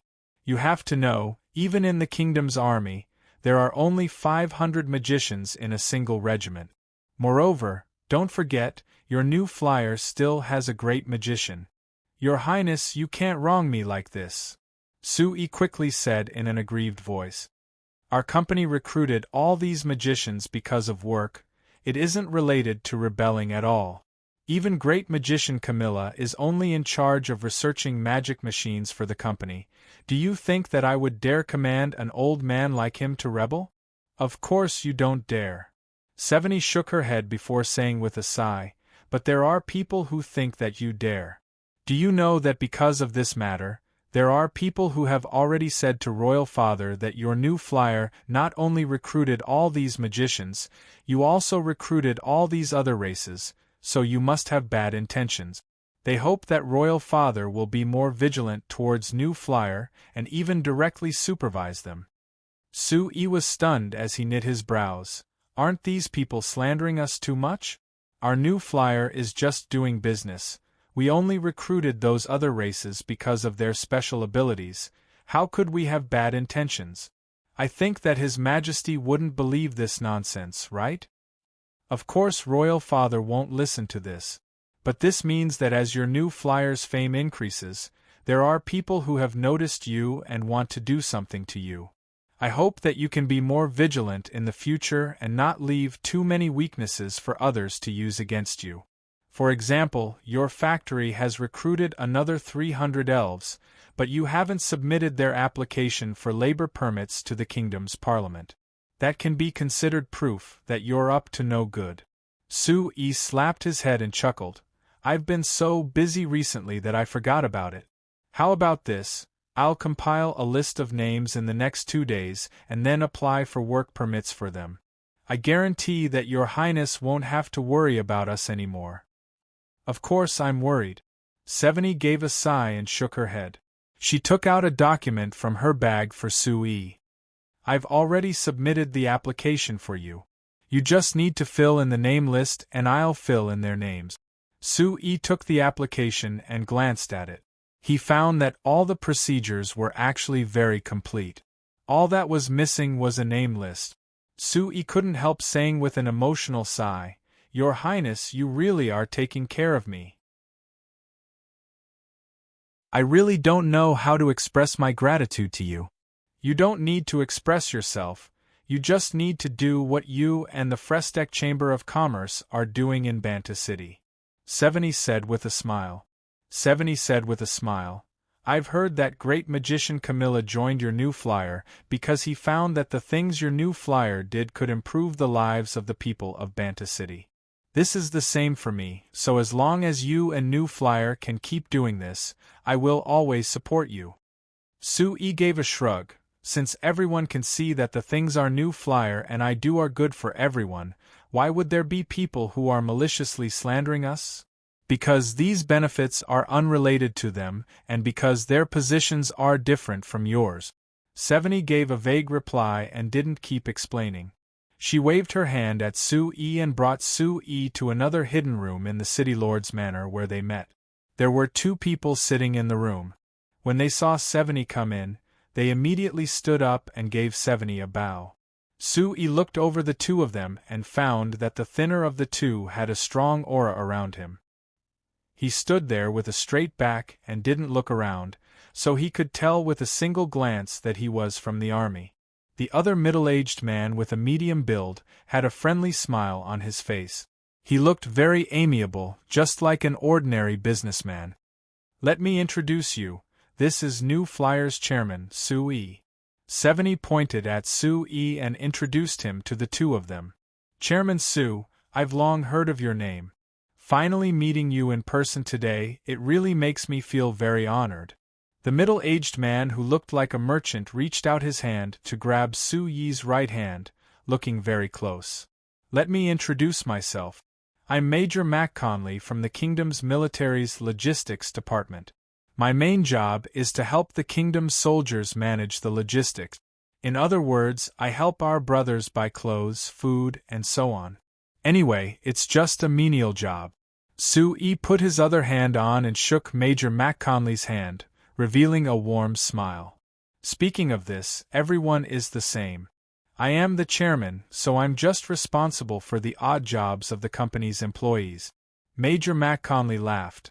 That's great. Chairman Su and I will definitely have many things to talk about. Sui smiled. He thought that this Major Mac Conley was being humble, but the Army Logistics Department was the most profitable place in the Kingdom's army. For this Major Mac Conley to be in charge of the Logistics Department, not mentioning his own abilities, he definitely had a deep background. After these thoughts flashed in his mind, Sui looked at the other person. That person looked to be around 40 years old. Seeing Sui look over, he didn't say anything. He just gave a slight nod to Sui and said without any expression, I am Sahas. Seeing that Sahas' personality was completely different from Major Mac Conley's, Sui didn't say anything else. He just nodded with a smile and said, I'm very happy to meet you. Seeing that the 3 of them were familiar with each other, Seveni had everyone sit down before directly saying, Chairman Su, me, Major Mac Conley, and Major Sahas have come to find you this time to ask you about the weapon factory. We hope that you can cooperate with us. That's easy. Sui nodded before looking at Major Mac Conley. Based on the expressions of the 3 of them, the one asking this question should be the head of the Army Logistics Department. As expected, Mac Conley gave a soft cough and adjusted his expression. He took back his smile and asked Sui, Chairman Su, I have some good news for you first. The Army Headquarters weapon factory has been finished, and we're only lacking the magic production machines before we can start using it. I want to ask, when is your New Flyer planning to deliver the magic production machines for producing armors and weapons? Actually, after discussing the weapon factory with Her Highness last time, our company has been secretly producing the magic production machines. Now we've finished enough magic production machines for 2 production lines, so we can deliver them at any time. Sui replied. Mac Conley and Sahas looked at each other before revealing looks of joy. Then Chairman Su, according to the contract you signed with Her Highness, other than providing the production magic machines, your Frestec Chamber of Commerce must also provide the corresponding technical personnel to help the Army Headquarters understand how to use these production magic machines and the various specifications. Have you prepared these technical personnel? Mac Conley asked. There's no problem with this. I've chosen the corresponding technical personnel from the 100 slaves under my name because of their identities, so they won't leak any secret. Of course, to be cautious, I propose that we give these slaves to Her Highness and let Her Highness control them. I believe that this will make it easier for the army headquarters to control them," Sui said. Seveni, Mac Conley, and Sahas were all a bit surprised. Mac Conley couldn't help giving a cough. Actually, Sui had already told Seveni last time that the technical personnel would be chosen from the slaves under him. When negotiating with Sui this time, Mac Conley was planning on raising this condition on behalf of the army headquarters, but he never thought that Sui would take the initiative to raise it. "Chairman Su, I have to say, you really are wise," Mac Conley praised before turning to ask Seveni, "Your Highness, what do you think?" Seveni took a deep look at Sui before nodding. "All right, we'll do as Chairman Su says and transfer these slaves to me. But Chairman Su, according to my understanding of you, you wouldn't give these slaves to me for no reason, right?" Sui laughed. "Your Highness really does understand me well. Indeed, these slaves are not only my precious personal property, they are also important technical personnel for our company. If we suddenly lose them, whether it is me or our company, it will be a large loss. If Her Highness and the army headquarters don't give me some compensation, it wouldn't make sense."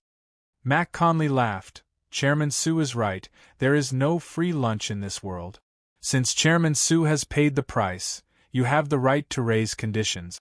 Chairman Su, please state your conditions. As long as it's not too excessive, with Her Highness here, she can definitely agree to your conditions." Seveni didn't say anything, she just gave a slight nod to show her agreement. Sui looked at the nervous three and said with a smile, "Relax, of course I won't raise conditions that are too excessive. This condition is very simple. In the future, in the territory controlled by the royal army in the Sac Kingdom, all the minerals will be mined by our new flyer." The expressions of the three changed at the same time. Seveni didn't even think as she blurted out, "That is impossible."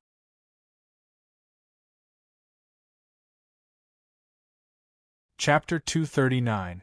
Seveni had come to Banta City many times in a year, but other than the first time, she would only stay for a few days before leaving. This time wasn't an exception. After discussing with Sui for 3 days with Mac Conley, Sahas, and Seveni left Banta City with the two of them. This discussion didn't have an official result because although Seveni didn't reject Sui's conditions, she didn't agree to them either. But Sui was very magnanimous. Even if Seveni didn't agree to his conditions, he promised Seveni that the new flyer would fulfill their agreement and deliver the magic machines needed by the military headquarters. At the same time, he had prepared the contracts for the slaves the day before Seveni's group left and signed the transfer agreement with Seveni on the spot. Since the day the contract was signed, the slaves that would be sent to work in the military factory could be considered Seveni's private property. Sui's method was so straightforward that it made Seveni and Mac Conley a bit embarrassed. If it wasn't for the fact that they couldn't agree to Sui's conditions, Seveni and Mac Conley wouldn't have hesitated to sign the contract at all. Actually, whether it was Seveni or Mac Conley, they didn't know that Sui didn't expect them to agree to this condition at all.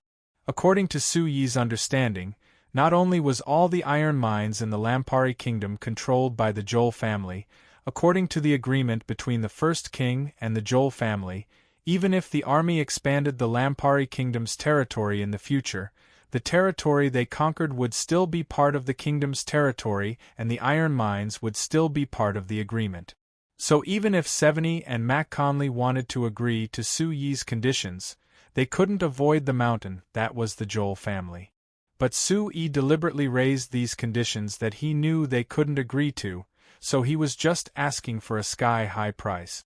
Seveni and Mac Conley didn't agree to Sui's conditions because Sui's conditions included iron mines, so they had to face the obstruction of the Joel family. But Sui's conditions were all minerals, and these minerals weren't just iron mines, they also included non-ferrous metals. Although the Joel family controlled all the iron mines in the Lampari kingdom and controlled all the copper mines with the tacit agreement of the previous kings, the non-ferrous metals weren't important in the signs, so naturally the Joel family didn't care about them. If Su-Yi wanted the rights to mine and control the non-ferrous metal veins, there wouldn't be that much resistance. Of course, if he wanted to mine in the Lampuri kingdom, under the eyes of the Joel family, he would meet various difficulties. So even if Su-Yi had the various ore distribution maps from the 5 dwarves, his first target was the non-ferrous metal vein on the Black Rice Wasteland. As for his second goal, he simply placed it outside the country. Actually, the Lampari kingdom and the Sak kingdom had been in constant disputes on the northern border. The territories controlled by both sides advanced and retreated, but after all these years, there wasn't a single side that could control an area for a long time, not to mention turning the other side's territory into their own. So when Su-Yi proposed this condition, Seveni's group of 3 carefully considered it and found that it was no different from empty talk. So the 3 of them strongly opposed Su-Yi's proposal at first, but they said that they could continue discussing it, but they needed to go back and carefully study it before making a decision. This result was within Su-Yi's expectations. It could be considered the result that he had already planned. His goal wasn't to achieve his final goal this time, rather he hoped that the royal army would consider the Frestek Chamber of Commerce through the conditions he proposed this time. If they met something like this in the future, they could consider Su-Yi and the Frestek Chamber of Commerce. So when he sent off Seveni's group of 3, Seveni's group had smiles on their faces because Su-Yi agreed. Su-Yi wasn't disappointed at all and also revealed a bright smile. After watching Seveni's group leave, Kennard, who came to send them off, suddenly said to Su-Yi in a soft voice, "Chairman, what do you think of Her Highness?" Su-Yi was a bit surprised. "What do you mean?" "That means, you think that Her Highness is a person worth following?" Kennard asked in a vague voice. Su-Yi looked at Kennard, who had an unnatural expression, and revealed a faint smile.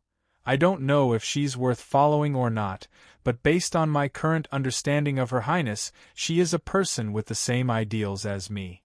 We both want to use the power in our hands to improve the lives of the kingdom's people, so we work in the same direction. I think that as long as Her Highness doesn't change her thoughts, I will always support her." Kennard never thought that Su-Yi would give such a clear answer. He looked at Su-Yi in surprise for a while before saying with a serious look, "I also have the same pursuit, so Chairman, I will work hard to help you." Su-Yi laughed and waved his hand. "All right, we are people who do things, let's not talk about empty words. You said that you will work hard to help me, but what about the salary adjustment plan you mentioned? It's been more than half a month, it's been 3.5 months and I still haven't seen the plan. You're telling me that you're working hard now?" Kennard immediately complained with a bitter face, "Chairman, you can't blame me for this. I was almost done with the calculations and was prepared to make a detailed plan, but I never thought that great magician Camilla would suddenly make such a shocking decision. It has caused a large change in the employees of our company, and all the calculations I made before have been wasted." "Then when do you think you can give the plan to me?" Su-Yi didn't relax at all as he continued to ask. "This." Kennard thought for a bit before saying with a sigh, "Because the company has recruited a large number of magicians who can complete the magic array work and research, as well as a large increase in orders, we will need to recruit a large number of workers to increase production. Then it will take a while for the salary adjustment plan to be completed. As for when I can give the plan, I'm not sure right now." "Then you should give an approximate time, right?" Su-Yi said. "In addition, the adjustment of the salary structure does not need to wait until all the workers have been recruited. The salary standards for these types of jobs should be determined before the workers are recruited. When the recruited workers enter the factory, the standards can be applied directly." I was thinking the same thing, so I've been working on this for the past few days." Kennard took a breath and confidently said, "Give me another 10 days and I'll definitely give you the plan." "That's right." Sue nodded in satisfaction. "But Chairman, the salary adjustment plan for the others is easy, but there is one person I can't do," Kennard said. Who can't do it? Could it be you?" Sue asked in a surprised voice. "How can I compare to this old man? I'm talking about Great Magician Camilla," Kennard said. "Chairman, how do you think I should set the salary for a special researcher like him?" Sue knit his brows and said with a bitter smile, "I don't know if you're asking me this question. Last time I asked this old man how much I should give him, but he told me to do as I see fit and that he didn't care. After I carefully considered it, I found that this was indeed a very serious problem. If it's too low, it definitely won't work, but if it's too high, it will hurt the confidence of the other researchers. How about this? We don't need to set Great Magician Camilla's salary too high, but according to the reward system of the research facility, His Excellency Great Magician will definitely receive a lot of rewards. How about we increase the amount of rewards? Not only will this increase the salary of the Great Magician, it will also increase the enthusiasm of the researchers. What do you think?" Kennard suggested. "That's a good idea. All right, go back and carefully study it. What is the most suitable amount for this?" Sue waved his hand, ending the discussion. Seeing Kennard take out a little book to write down what he said, Sue couldn't help feeling a trace of joy in his heart. Before Kennard came, there were many things in New Flyer that he had to personally take care of. But now that he had a general manager like Kennard, he only needed to wave his hand and give his thoughts and plans, and Kennard would naturally complete them. Although he had only been in New Flyer for less than 2 months, Kennard had already displayed his outstanding abilities. Under his management, the New Flyer was much smoother than before and its efficiency had increased by quite a bit. Sue often felt emotional that he was a treasure that fell from the heavens. He was often worried that if he suddenly left, New Flyer wouldn't have a successor and would fall into chaos. Kennard didn't know that while he was writing down a few words, there were many thoughts in Sue's mind. After he finished writing down his work, he looked up at the sky and said to Sue, "Chairman, the Vanilla Orchid Living Community's relocation ceremony is about to begin. We should head over now." Sue looked up to find that the sun was already above his head. He nodded and called for the horse carriage that had already been prepared, heading southwest of Banta City. ####, the so-called Vanilla Orchid Living Community was actually the new community that Great Magician Camilla mentioned last time. To put it simply, it was a community that was still being built. According to the Banta City renovation plan that Sue and Count Samo discussed, the first step was to replan the outskirts of Banta City. In the first step of the plan, including Mildan Village where Great Magician Camilla and Steele lived, 3 villages would be demolished. This Vanilla Orchid Living Community was prepared to build houses for the villagers of these 3 villages. Speaking of houses, people would think of the houses that were built all over China on Earth. The impression that they gave people was that the quality was bad and the environment wasn't good. In short, they had all kinds of shortcomings, so the villagers that were forced to move were very unwilling. However, the houses in this Vanilla Orchid Living Community were a completely different matter. The living standards of the people of the signs weren't high, and the living standards of the citizens of the Lampari Kingdom that had just recovered from the chaos were even lower. For a normal village outside Banta City like Mildan Village, most of the houses the villagers lived in were small wooden houses made of broken boards or stone houses made of mud and stone. These 2 houses couldn't be considered of quality at all, they couldn't even keep out the most basic cold. If there was a bit of rain, the house would be filled with water. Living in these houses, the living conditions of the villagers were completely miserable in Sue's eyes. This Vanilla Orchid Living Community was built by the Amsterdam Chamber of Commerce. With Sue's orders and financial support, The houses in the community were made of reinforced concrete and the walls were made of bricks mixed with cement. The entire structure was incomparably strong and reliable. Moreover, after it was finished, the outside of the houses were painted with white lime, making the houses look clean and white. Adding in the fact that the houses were designed by the Amsterdam Chamber of Commerce, they looked very beautiful and were simply the best houses to live in. Not to mention that other than the houses in the community, Sue had the elves of the Chamber of Commerce work together, spending time on greening the entire community. After it was finished, there were rows of beautiful two-story houses in the community. There were all kinds of strange plants that normal Banta City citizens couldn't recognize. The shade was woven, and there was even a fragrance in the air.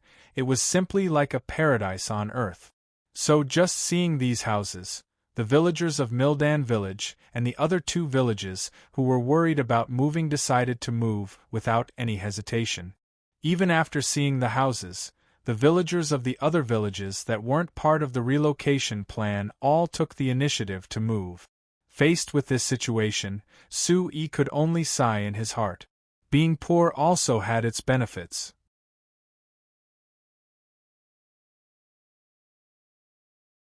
Chapter 240. The relocation of the Vanilla Orchid Community's villagers could be considered the first large action of the Banta City renovation project, which meant that the Banta City renovation project was on the right track. So when the first batch of villagers moved in, the city lord's manor held a grand ceremony, and even Count Samo personally came to preside over it. Other than Count Samo, the large companies of the city had all sent representatives to participate in the ceremony.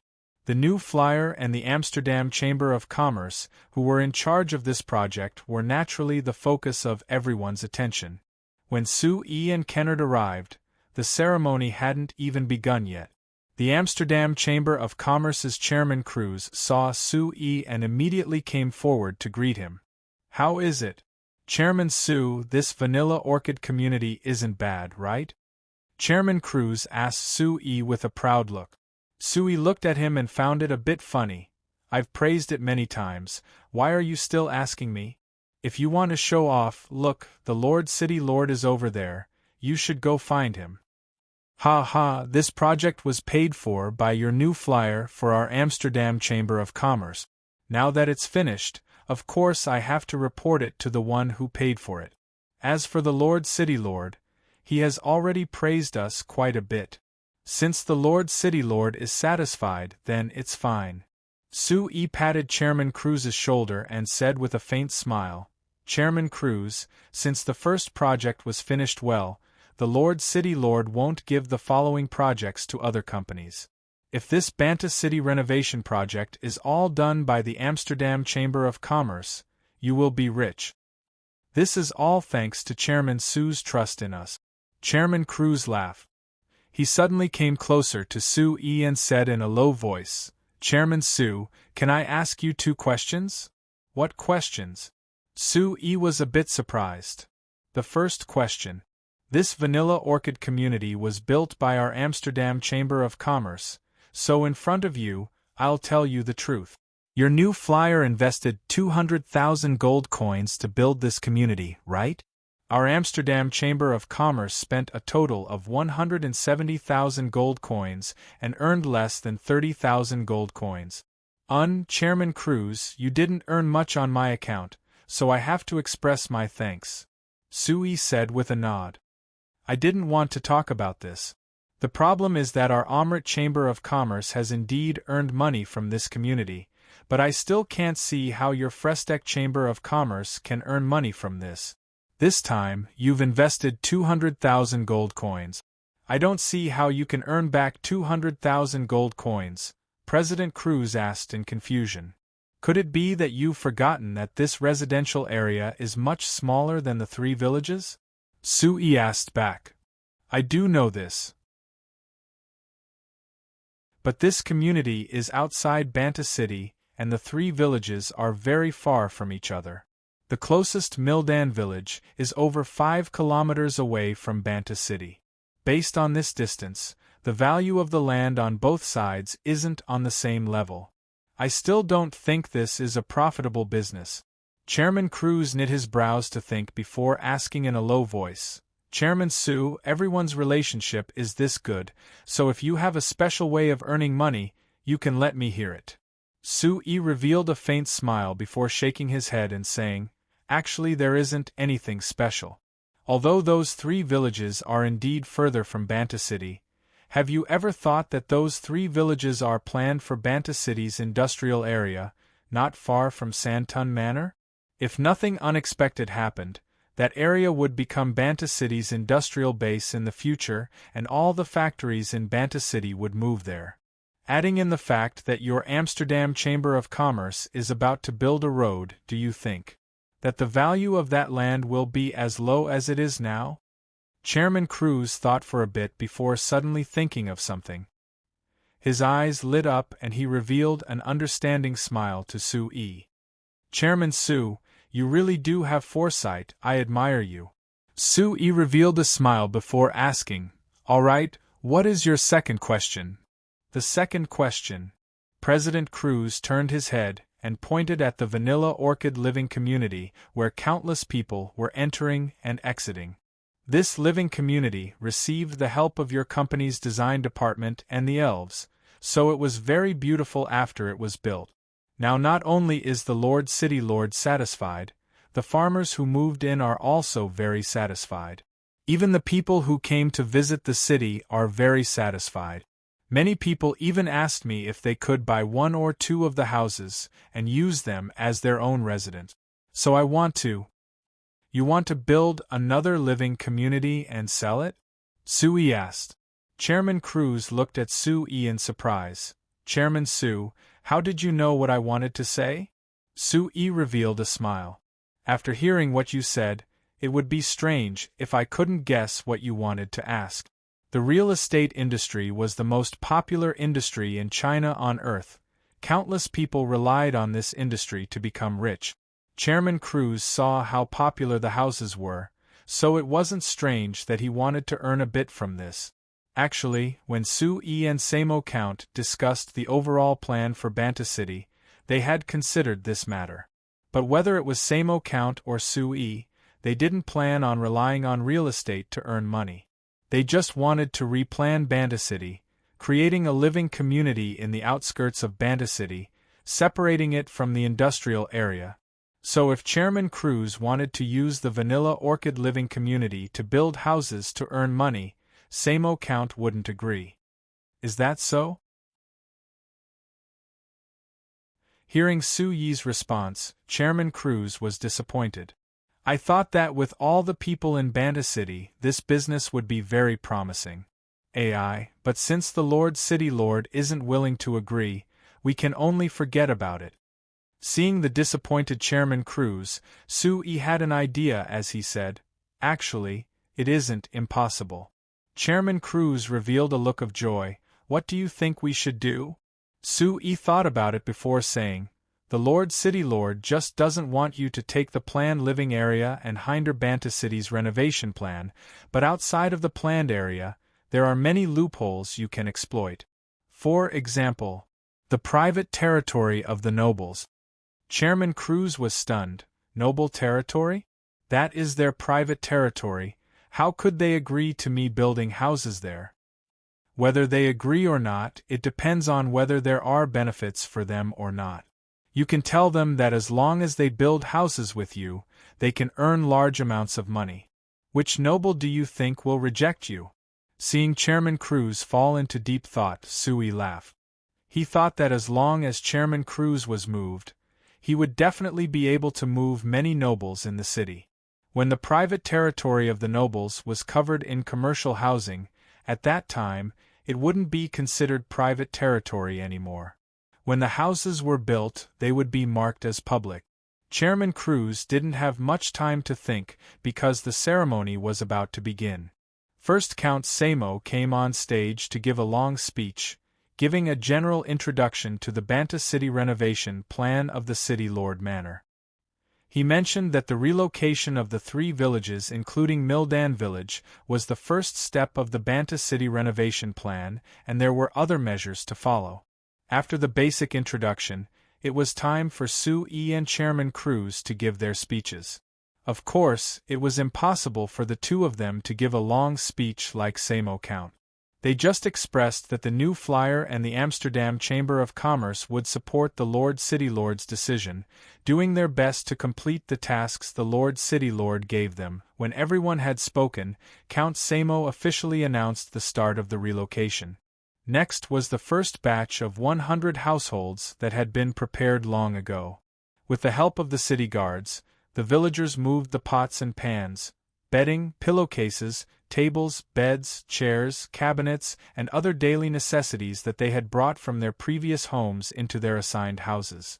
During this process, there were countless reporters who had been notified ahead of time that were looking for targets to interview. For a moment, the scene became extremely lively. Everyone, including the villagers, had happy smiles on their faces. It looked very harmonious. When this scene fell into Su Yi's eyes, it made him think of a popular phrase from Earth, putting on a show. That's right, it was the City Lord Manor that notified these reporters. Count Samo wanted to use this ceremony to put on a show, letting everyone know that the Banta City renovation plan couldn't be stopped and would definitely continue. Although Su Yi knew the importance of putting on a show, he wasn't used to this. After simply answering the questions of the reporters, he pushed the general manager Kennard out and had him accept the interviews. He secretly snuck out and came to the Academy of Magic in the city. Compared to when there were only Evita and the other 10 researchers, the current Magic Research Institute of New Flying Chamber of Commerce had recruited 34 magicians in the last wave and had expanded by several times. Originally, other than providing a place for Evita and the others to conduct research, the Research Institute was also able to provide housing for Cecilia and the others. Now, there wasn't even enough space for each researcher to have their own research room. Because of this, the new researchers had to squeeze into the same research room. Of course, compared to the working environment of many magicians before, this Academy of Magic was already much better, so there weren't any researchers that complained. Of course, even if they did, they wouldn't dare say it because Great Magician Camilla also worked at the Academy of Magic. Compared to His Excellency Great Magician, what did they count for? But even if no one complained, Su Yi was still considering buying a place outside the city and building a new flyer research center. If he gathered all the researchers of the company there, it would make it easier for everyone to work together. But there weren't many places like this, so he had to let these magicians squeeze in here for now. When Su Yi walked through the door of the Research Institute, he saw Akali walking in. Seeing Akali's angry appearance, Su Yi couldn't help being surprised.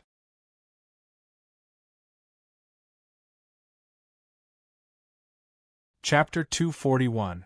Hey, Akali, who made you angry? Su Yi immediately asked. Akali raised her head and saw that it was Su Yi. She immediately snorted coldly. It's that bastard Shot. What's wrong with Shot? Su Yi was a little puzzled. Although Shot had always been a little cold to Su Yi, and even a little hostile, he acted normally in front of others. He was also very gentlemanly to the girls. How did he suddenly make Akali so angry? He's too full of himself. I already told him that the wind crystal grass juice can't be mixed into the sunfire spell formation because there will definitely be a problem because of the conflicting attribute. However, he just didn't listen and insisted on adding it, saying that he wanted to try. In the end, as soon as the spell formation was activated, it exploded. Akali said hatefully. Su Yi was shocked. Was anyone injured?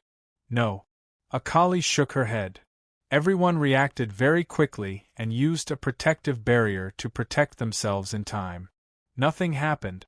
However, the explosion made a mess of the laboratory. I said that it was Shot's fault and told him to clean it up himself. In the end, He actually dared to talk back to me and said that the laboratory was everyone's. Humph! I'm so angry. Hearing that no one was injured, Sui relaxed and said with a smile, he's right. The laboratory is everyone's, so it's normal for there to be an experiment accident. Everyone should clean it up together. Akali glared. Sir President, according to what you said, he's not wrong? I didn't say that. Sui waved his hand.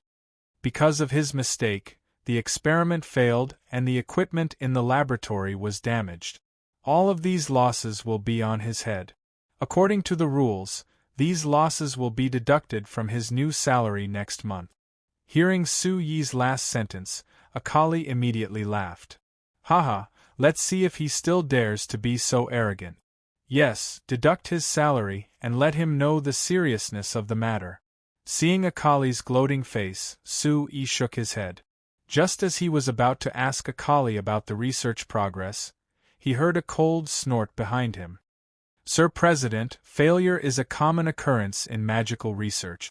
If we, the researchers, have to bear the losses every time an experiment fails, doesn't that mean that we, the researchers of the Academy of Magic, can no longer think of doing any novel experiments in the future, and only need to do the most reliable things honestly?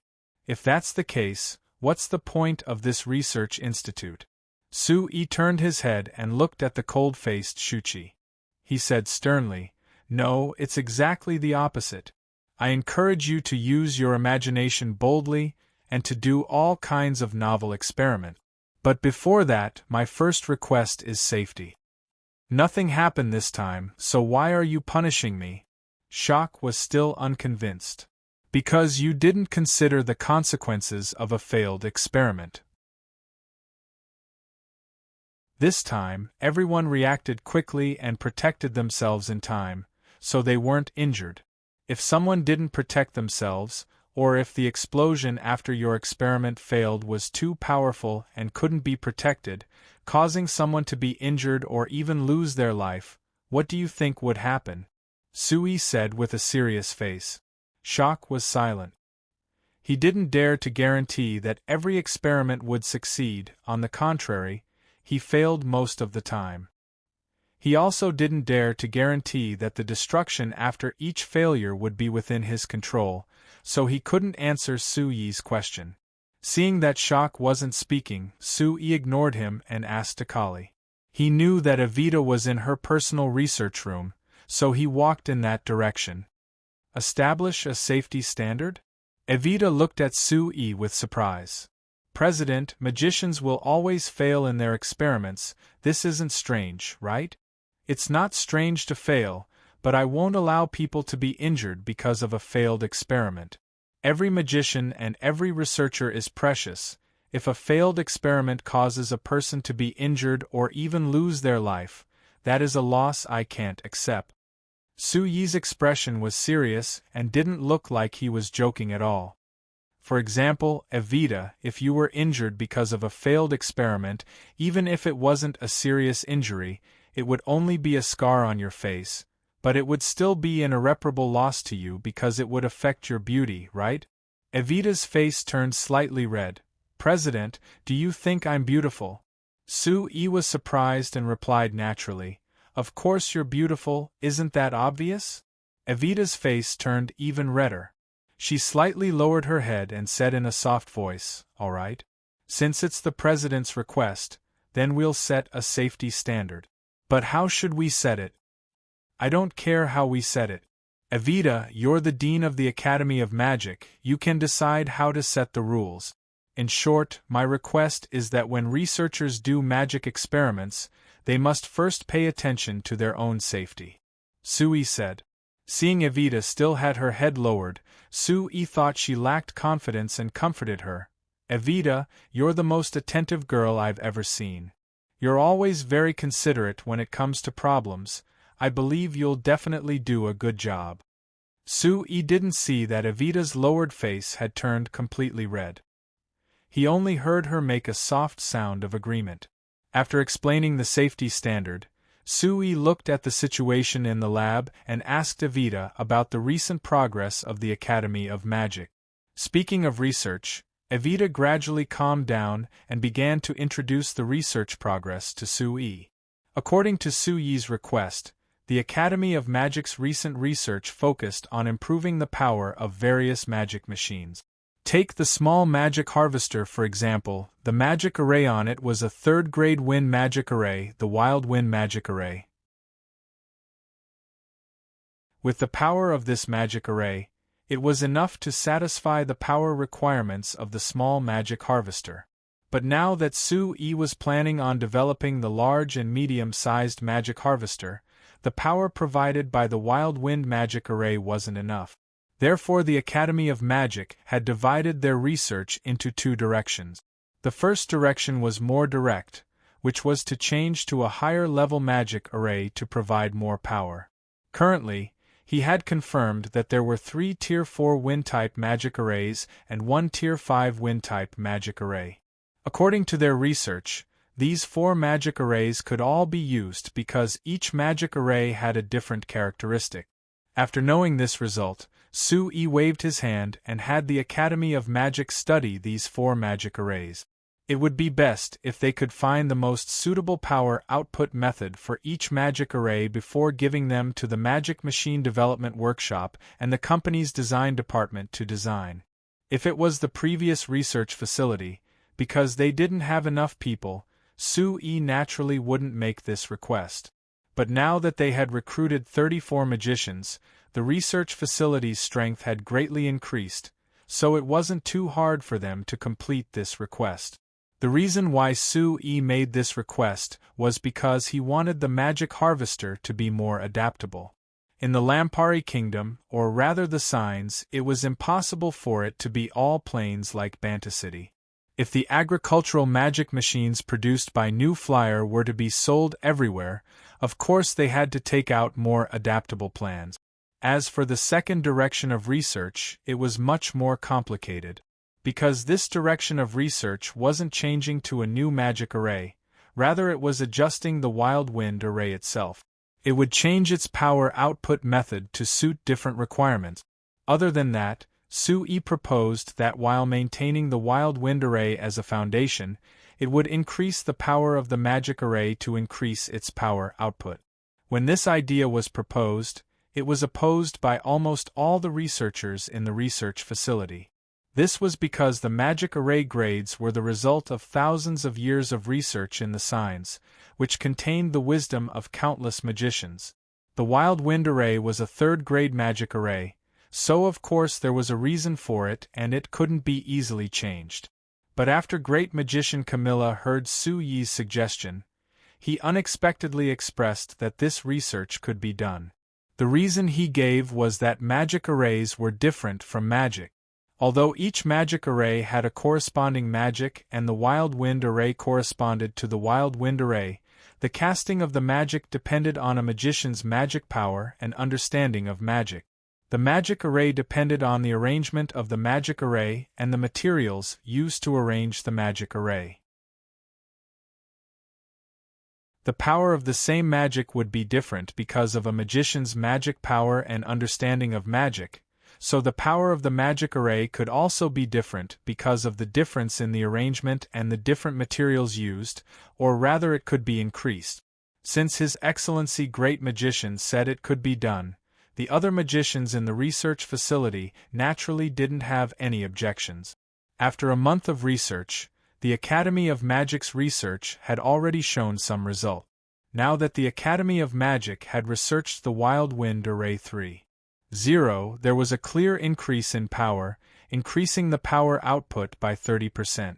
According to Su Yi's calculations, if this Wild Wind Array was placed on the small magic harvester, it would increase the efficiency of the small magic harvester by at least 10%. Don't look down on 10%.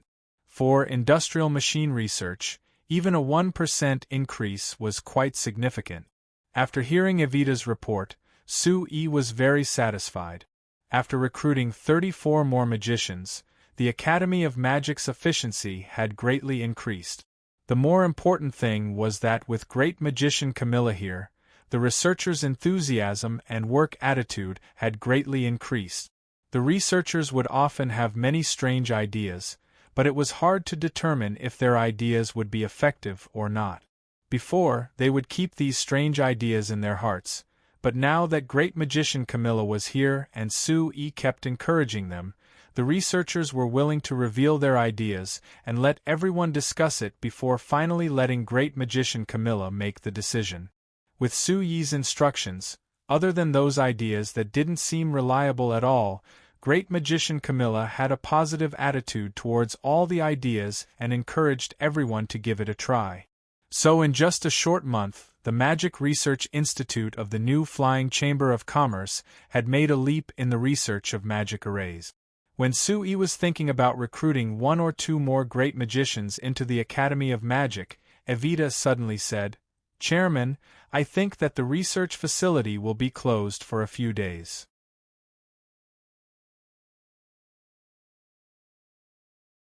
Chapter 242. 5 days later, a motorcade of 10 horse carriages with the symbol of the Fersen Carriage Company slowly entered Anvilmar City. The motorcade came to the largest Sheldon Inn in Anvilmar City, and the servants wearing the uniform of the Sheldon Inn came forward to greet them. When the doors opened, the researchers of the Magic Research Institute of New Flying Chamber of Commerce jumped out one after another. Bella looked up at the 4 stories tall Sheldon Inn that took up a large part of Anvilmar City. Just based on its appearance, one could tell that it was incomparably luxurious, and she couldn't help giving a gasp of surprise. "Sir Chairman, are we really going to live in such a good place?" "That's right, I've heard that this place is very expensive. It costs at least 10 gold coins a night." Claire on the side couldn't help calling out in surprise. It wasn't just the two of them who were surprised, the others also had shocked looks on their faces. The reason why these magicians chose to work at the New Flyers Academy of Magic was secondary. The most important reason was that the New Flyers' treatment was high enough. From another angle, their economic conditions were very normal. For a top-class hotel like the Sheldon Inn in the Lampari Kingdom, these magicians had never stayed in it before. Now that they had personally seen how luxurious the Sheldon Inn was, thinking about how they were going to live in such a luxurious hotel, they couldn't help feeling excited. It should be around this price," Sue vaguely replied. In fact, he had booked 20 rooms in the Sheldon Inn a month in advance and booked them for a week. The total cost was an astonishing 2,000 gold coins. It had to be known, this was enough to pay a month's salary for the researchers at the Academy of Magic. The reason for this was because the Sorcerers Guild's certification exam that had been delayed for a month was about to begin. Most of the magicians at the Academy of Magic were under the 5th level, so of course they wouldn't give up the chance to take the certification exam. The reason why Evita said that the Academy of Magic would be closed for a few days was because even the principal would be coming to Anvilmar City to take the certification exam, so the researchers at the Academy of Magic wouldn't be able to finish their work. Evita had already reported this matter to Sue a month ago. After Sue considered it, he decided to give all the researchers at the Academy of Magic a week off. He also booked 20 rooms in the Sheldon Inn a month in advance for the researchers to take the certification exam. This decision instantly raised Sue's prestige in the minds of these researchers to the peak. It had to be known that every year during the Sorcerers Guild's certification exam, there would be a large influx of magicians in Anvilmar City. During this time, it was already very difficult to find a safe place to stay, let alone a place as high-class and comfortable as the Sheldon Inn. In the past, every time the researchers came to take the certification exam, they had to spend a lot of effort to find a place to stay. Now that the new flyer had taken care of everything, they didn't have any worries and could focus on the exam. This was a very beneficial thing for them. Even without mentioning the high salary of the new flyer, just this benefit was enough for them to not regret their decision to join the new flyer. After bringing everyone into the Sheldon Inn to check in, the sharp-eyed Bella noticed that Sue hadn't checked in. She couldn't help but ask curiously, Sir Chairman, you're not staying with us? Could it be that you're not taking the exam like us? Bella, you idiot. Claire looked at Bella and whispered into Bella's ear with a mysterious smile. Did you forget? Great magician Camilla came to Anvilmar City a few days ago with Steel, so of course Sir Chairman has to stay with Steel. That's right. Bella clapped her hands and suddenly understood. If he's staying with us, how can he enjoy some alone time with Steel? I really am stupid. Seeing the smiles on everyone's faces, Sui didn't know whether to laugh or cry. He shook his head and said, First, I haven't decided if I want to participate in the certification exam. Second, I'm not staying here because I have many things to do in Anvilmar City, so it's not convenient for me to stay here. Alright, you've already finished your paperwork, so you can go and rest. You've been on the road for 2 days, you must be tired. That's right. After sitting in the carriage for 2 days, my butt feels like it's going to split into a few pieces, Bella complained with a frown as she rubbed her perky butt. Bella complained with a frown, Sir Chairman, when do you think you can build a road from Banta City to Anvilmar City? Then we wouldn't have to work so hard on our way here. That's right, if we build a road, we might be able to get here in a day and wouldn't be so miserable on the road. The one who agreed with Bella this time was Akali, who had just finished her tour of the Sheldon Inn. President, why don't you fork out some money to build this road? Sui couldn't help smiling. You think that I can build it just because I want to? But this road is one of the things I came to Anvilmar City to do this time. If it goes smoothly, perhaps this road will be built next year, and you won't have to suffer like this. Really? That's great. Akira and Bella cheered at the same time and gave each other a high five. Then they said to Sui with excited looks, Sir Chairman, this is what you said. If the road isn't built when we come for the certification exam next year, we'll blame you then. Sui laughed and wanted to urge them to rest, but he found Alex running in with 5 people from the Sheldon Inn. Chairman, I'm here. Alex greeted Sui before looking at the magicians beside Sui and asking, Are they the researchers you mentioned in the letter? They are all. Sui nodded and looked at the 5 people Alex brought. Are they the best tailors in the city? They are definitely the best.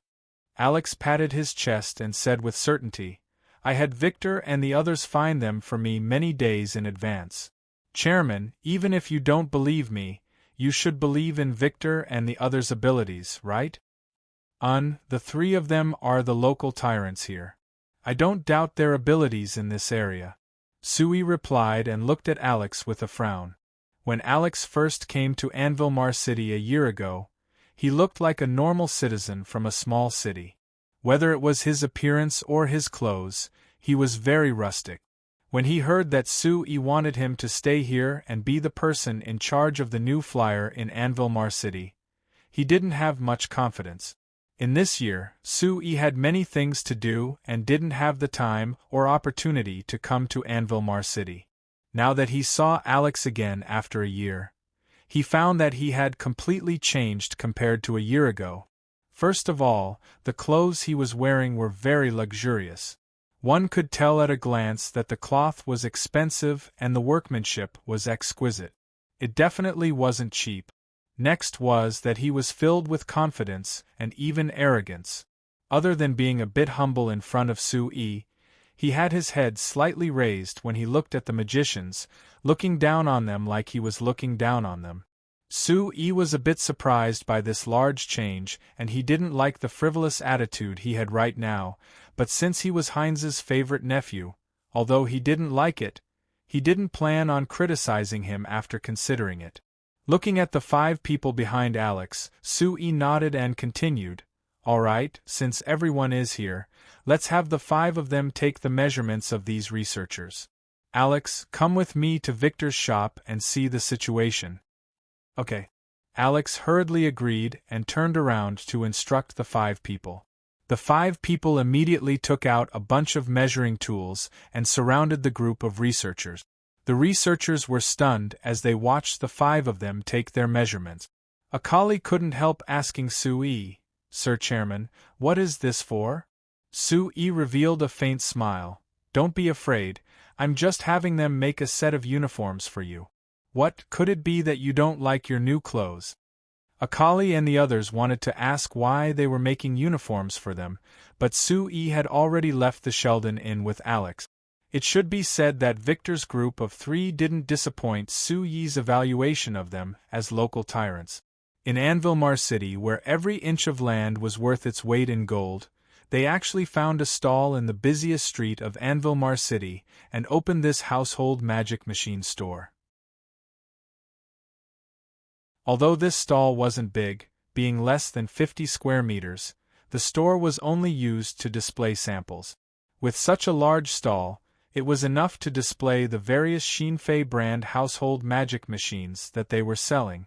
It should be said that Victor's group of 3 had put quite a bit of effort into this store. It was clear that the store had been guided by experts. After entering, one would find that although the store was a bit dark, there was a magic lamp that was used to light up each sample. It made people unable to help focusing their attention on the household magic machines after entering. Adding in the fact that the Frestek Chamber of Commerce's household magic machines were made of the new steel alloy and they were designed by Agnes and Vivian, they looked very beautiful. Under the light, it was like a piece of art, so naturally it attracted people's eyes. When Su-yi and Alex walked in, there were 3 people looking at the various household magic machines in the store. The one who greeted them wasn't Victor's group of 3, rather it was the salesperson they hired. But the 3 of them had listened to Su-yi's suggestion and had left someone to guard the store. Today it was Urgit's turn. Seeing that Su-yi and Alex came in together, Urgit was filled with joy and came forward with a bright smile. Then Su-yi saw him come over and he had a serious look on his face. Urgit, your store is facing a crisis right now.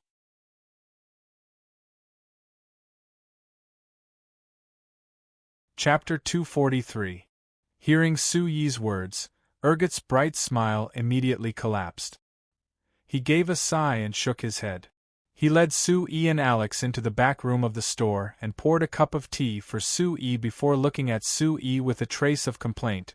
Chairman Su, the crisis we're facing now, to be honest, it was all caused by you. Su-yi revealed a faint smile. Do you really think this? Urgit's expression froze.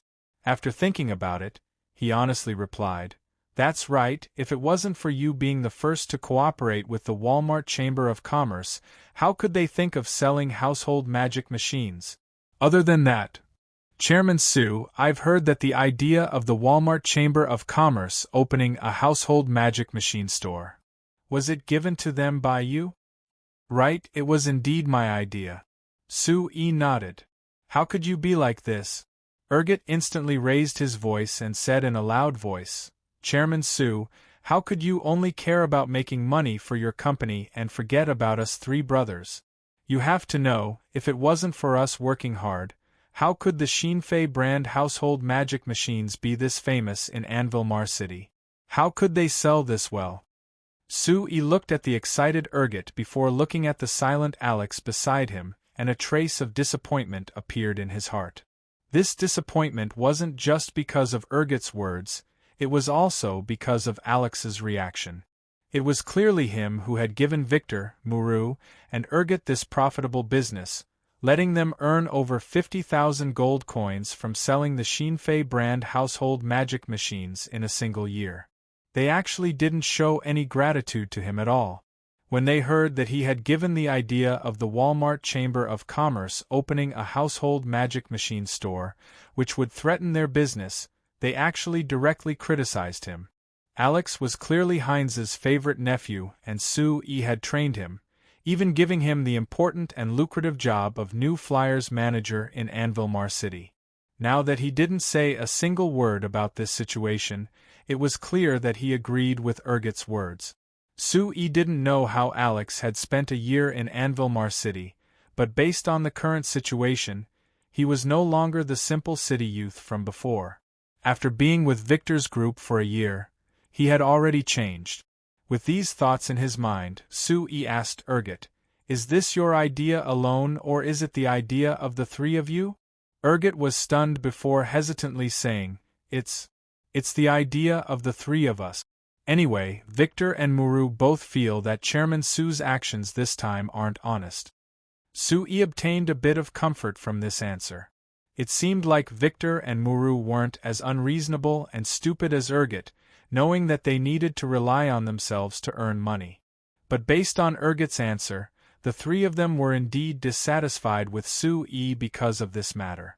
This was understandable. The three of them had earned over 50,000 gold coins in a single year with the Xinfei brand household magic machine store, so of course they weren't willing to let the hen that laid the golden eggs fly away. Now that the store's business was seriously threatened, it was normal for them to be anxious. So aren't I here? Sui spread his hands and said with a smile. I understand that this matter is indeed a threat to the business here, but I hope that you can understand that as the new Flyers chairman, I have to be responsible for the development of the company. Cooperating with the Walmart Chamber of Commerce, not only can it greatly increase the sales of our Xinfei brand household magic machines, it can also increase the fame of our company, so of course I can't reject you. But have you ever thought about us? Urgot knew that Suyi's words were reasonable, so he could only force himself to ask this. Yes.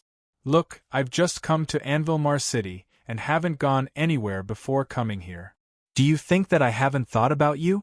Urgot looked at Alex and seeing Alex nod, his expression finally relaxed. Cool. Chairman Su, I was too excited just now, don't mind it. Can you tell me how you've thought about us? Urgot looked at Sui with an expectant gaze. Since he listened to Suyi's suggestion and earned a large amount of money from cooperating with the new flyer, he was filled with admiration for Sui in his heart, adding in the fact that in this year, they would often see reports on the Frestec Chamber of Commerce and Sui in the newspapers of Anvilmar City.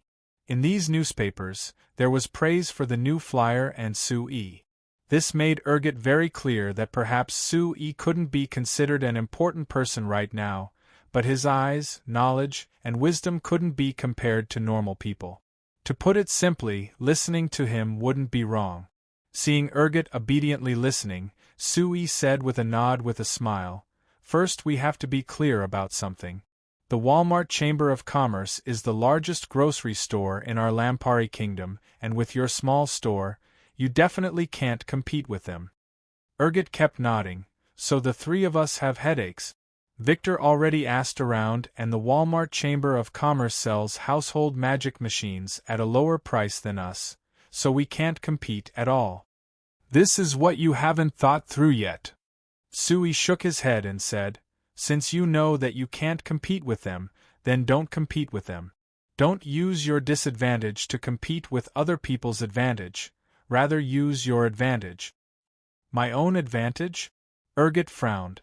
Urgot knit his brows. What advantage do we have compared to the Walmart Chamber of Commerce? Of course. Sui pointed at himself. Sui pointed at the Xinfei brand household magic machine store that New Flyer and I have personally recognized, so this is your biggest advantage. Urgot still had a confused look. I don't understand, what kind of advantage is this? You don't understand. Sui revealed a smile and took out a document from his bag for Urgot. Take a look at this, perhaps you'll understand after reading it. Urgot took the document with a confused look and found that it was a contract. After looking at Sui in surprise, he looked over it with Alex, who came over in curiosity. At first the two of them had question marks on their heads, but as they read on, their eyes became brighter and brighter. After reading it all, Urgot closed the contract and seriously thought for a bit before giving a certain nod. Chairman Su, I have to say, your ideas really are great. If we do as you say and make this store the same as your new Flyers service center in Banta City, I think that if the price is around the same, most customers will choose to buy from our store to be more assured. Right, I will provide the necessary technical and personnel support here. guaranteeing that this place will be a window for our new flyer in Anvilmar City. Su Yi's expression suddenly became serious.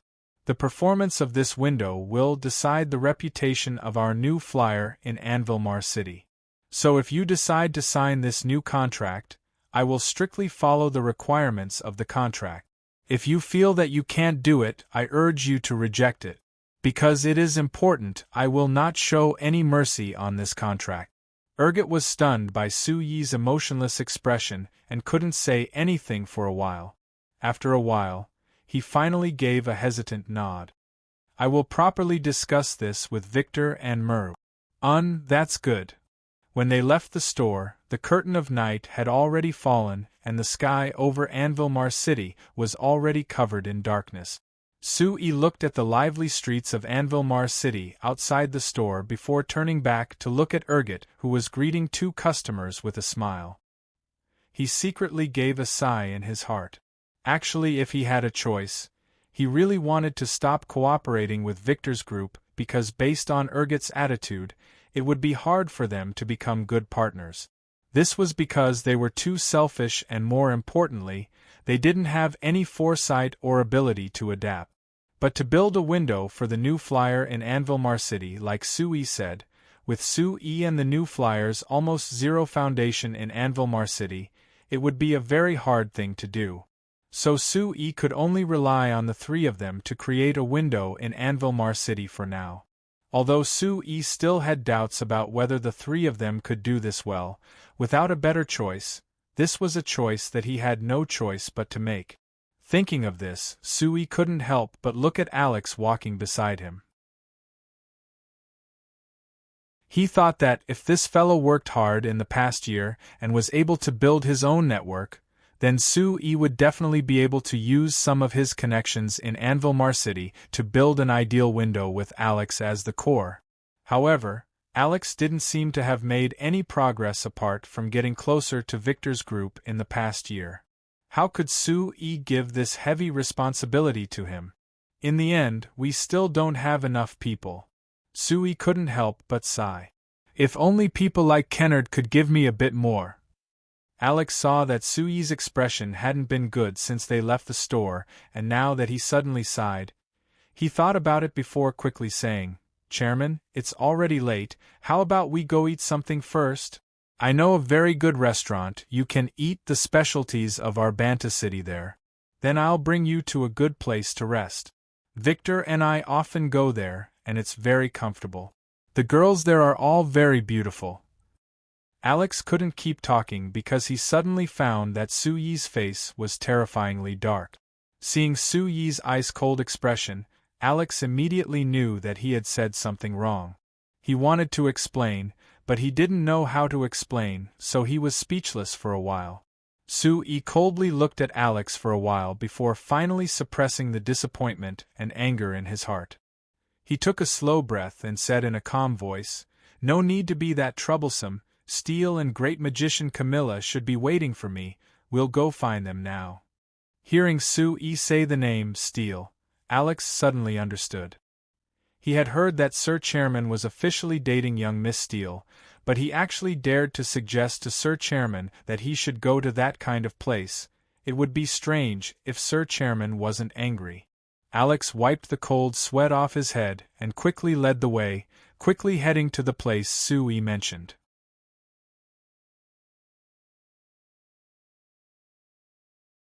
Chapter 244. On the second day Su Yi came to Anvilmar City, which was also the first day of the Sorcerers' Guild certification exam. When most of the magicians in the city came to the Sorcerers' Guild certification exam, on the busiest Champs-Élysées street of Anvilmar City, there was a giant store that opened for business. This store actually took up over 1,000 square meters of space on the Champs-Élysées street. When it opened, there were countless luxurious horse carriages with various noble badges that stopped at the door, instantly attracting everyone's attention. When people saw the sign on the newly opened store, they would be surprised at first because they were familiar with the three words on the sign, which was Walmart. As for the remaining words, Household Magic Machine Store, they could only recognize them, but they didn't understand what it meant at all. That's right, this store's name was Walmart Household Magic Machine Store. Of course, this confusion only lasted for a short period of time before people quickly reacted. This was because half a month ago, the Walmart Chamber of Commerce had started advertising in all the large and small newspapers of Banta City. At the same time, they had put up large advertisements in all the large and small alleys of Unveil City. They had even hired many people to distribute leaflets in the city, shouting while handing them out. With such a strong advertising campaign, if there was a citizen of Unveil City that didn't know that the Walmart Household Magic Machine Store was opening today, it could only mean that they had gone out during this time or they were blind and deaf. Regarding the concept of household magic machines, although there were many people in Unveil City who had some understanding from the reports in the city's newspapers and the Shinfei brand household magic machine store that Victor's group opened, there weren't many people in Unveil City who knew about it, and they didn't have a deep understanding of it. But whether you knew it before or not, after the Walmart Chamber of Commerce's wild advertising this time, everyone began to understand this concept. Everyone knew that the so-called household magic machines were machines that used magic to make things that were very convenient for people's lives. For example, the magic air conditioner, it could replace the large-scale frost array and the large-scale flame array, providing a comfortable temperature in the hot summer and cold winter months. Or for example, the automatic magic rice cooker. As long as one put rice and water in and pressed the switch, they didn't care about anything else and patiently waited for a while, they would be able to cook fragrant rice. And for example, because of the Walmart Chamber of Commerce's advertisements, everyone in Unveil City knew about the powerful uses of these household magic machines. Before this Walmart Household Magic Machine store even opened, people were already looking forward to it in their hearts. By the time it officially opened for business today, early in the morning, the outside of the shop was already crowded with people, which almost made the entire Champs-Élysées Avenue impenetrable. According to the Walmart Chamber of Commerce's advertising, because it was first come, first serve, first serve, first serve, first come, first serve, first come, first serve. At the same time, the customers who bought any household magic machine in the mall could get a discount from the Walmart Chamber of Commerce's general store with their receipt. Therefore, at 8 o'clock in the morning, a supervisor from the Walmart Chamber of Commerce made a brief speech on the stage in front of the mall, announcing the official opening of the mall. The crowd immediately rushed in the moment the mall opened the door. Like a flood, the huge space in the mall was packed in the blink of an eye. Hank Wilson looked at the crowd below and couldn't help praising Sue E. with a nod. "Chairman Sue, your idea of limited purchases really isn't bad. Look, in order to buy it as soon as possible, these people aren't even seriously checking the quality of the goods." Sue E. revealed a faint smile. "There is a special term for this, it's called hunger selling. It's to make people feel that they can't buy it if they're late, so they can't satisfy everyone's needs. Adding in your preferential policies, people want to take advantage of you, so of course they don't care about anything else." Chairman Sue really grasps the thoughts of these customers. Sitting in front of Sue E. was an old man with white hair who looked to be at least 60 years old. He was quite spirited. He was the current chairman of the Walmart Chamber of Commerce, Colmar Runst. From the various rumors, I always thought that Chairman Sue was more like a magician, focusing on magic research. Now that I've seen you, Chairman Sue, I've found that you are a very outstanding merchant.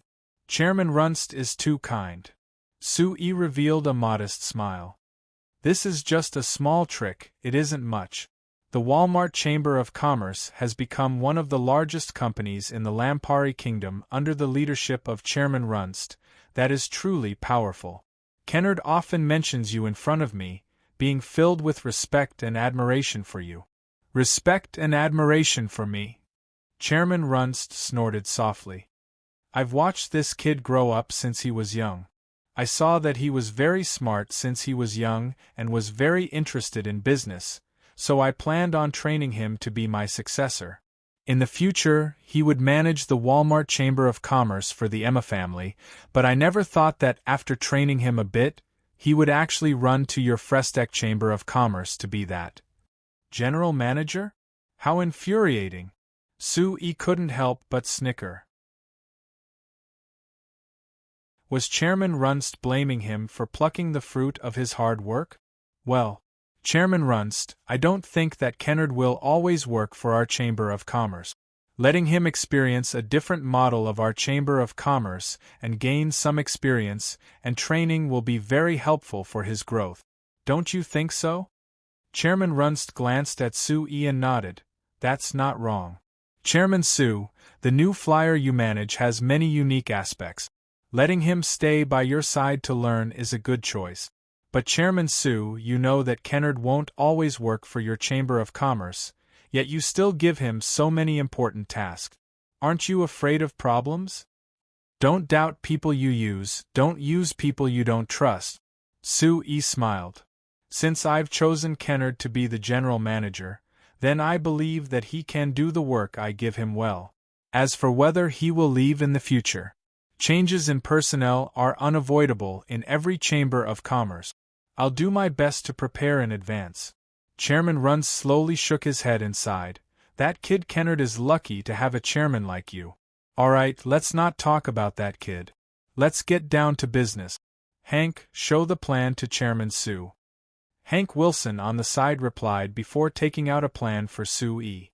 Sue-E carefully looked it over and found that this plan was mainly about the Walmart Chamber of Commerce opening household magic machine stores in the other cities of the Lampari Kingdom. According to this plan, if the household magic machine store in Anvilmar City had good sales, the Walmart Chamber of Commerce would carry out this plan step by step. Their final goal was to open a store in each city of the kingdom. Of course, to open these stores, they needed the support of the Banta City magic machine companies led by New Flyer. So in this plan, there were some requests for the New Flyer and the other companies. Sue-E carefully looked it over and after thinking for a bit, he said to Chairman Runst, based on the situation today, I'm not worried about the sales of this store. But Chairman Runst, I feel that this plan is a bit too optimistic. How is it optimistic? Chairman Runst asked back. The reason why this store is so popular right now, although it seems like it's because of the sales on the opening day and the attraction of the household magic machines, the most important reason is that the people of Anvilmar City have enough spending power. Spending power? Runst pondered for a while before nodding. That's right. Anvilmar City is after all the capital of our Lampari Kingdom, so naturally the people here are richer than the people of other places in the kingdom. So, we can't use the situation here as a reference and apply it to other places. Compared to Anvilmar City, the spending power of the people of other places isn't as strong. Perhaps they want to buy household magic machines, but there are many people who can't even fill their stomach. Even if they want to buy, they don't have enough money. Sue-E said. Although the household magic machines aren't that expensive, each one costs several gold coins or even several dozen gold coins. Normal families wouldn't be able to afford this. Chairman Runst thought for a bit before asking with slightly knit brows, but Chairman Sue, according to my understanding, the various magic machines your new flyer produces sell in a shocking amount in Banta City. Banta City can be considered one of the poorer cities in the kingdom. Since these household magic machines can sell this much in Banta City, it shouldn't be a problem in the other cities.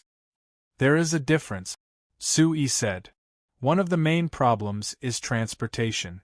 Our new flyer's household magic machines can sell well in Banta City because we produce and sell them locally. There is no transportation cost, so it isn't a problem to lower the price. But if we sell them in other cities, because of the increase in transportation costs, the price can't be kept low. Transportation costs. Chairman Runst knit his brows even more. I've also considered this problem. But Chairman Sue, according to my understanding, Your new flyer's household magic machines have a very high profit margin. Can't you lower the price a bit to increase the sales volume? Hearing this question, Sue revealed a faint smile. Chairman Runst had gone around in circles, but he couldn't help revealing his true goal in the end.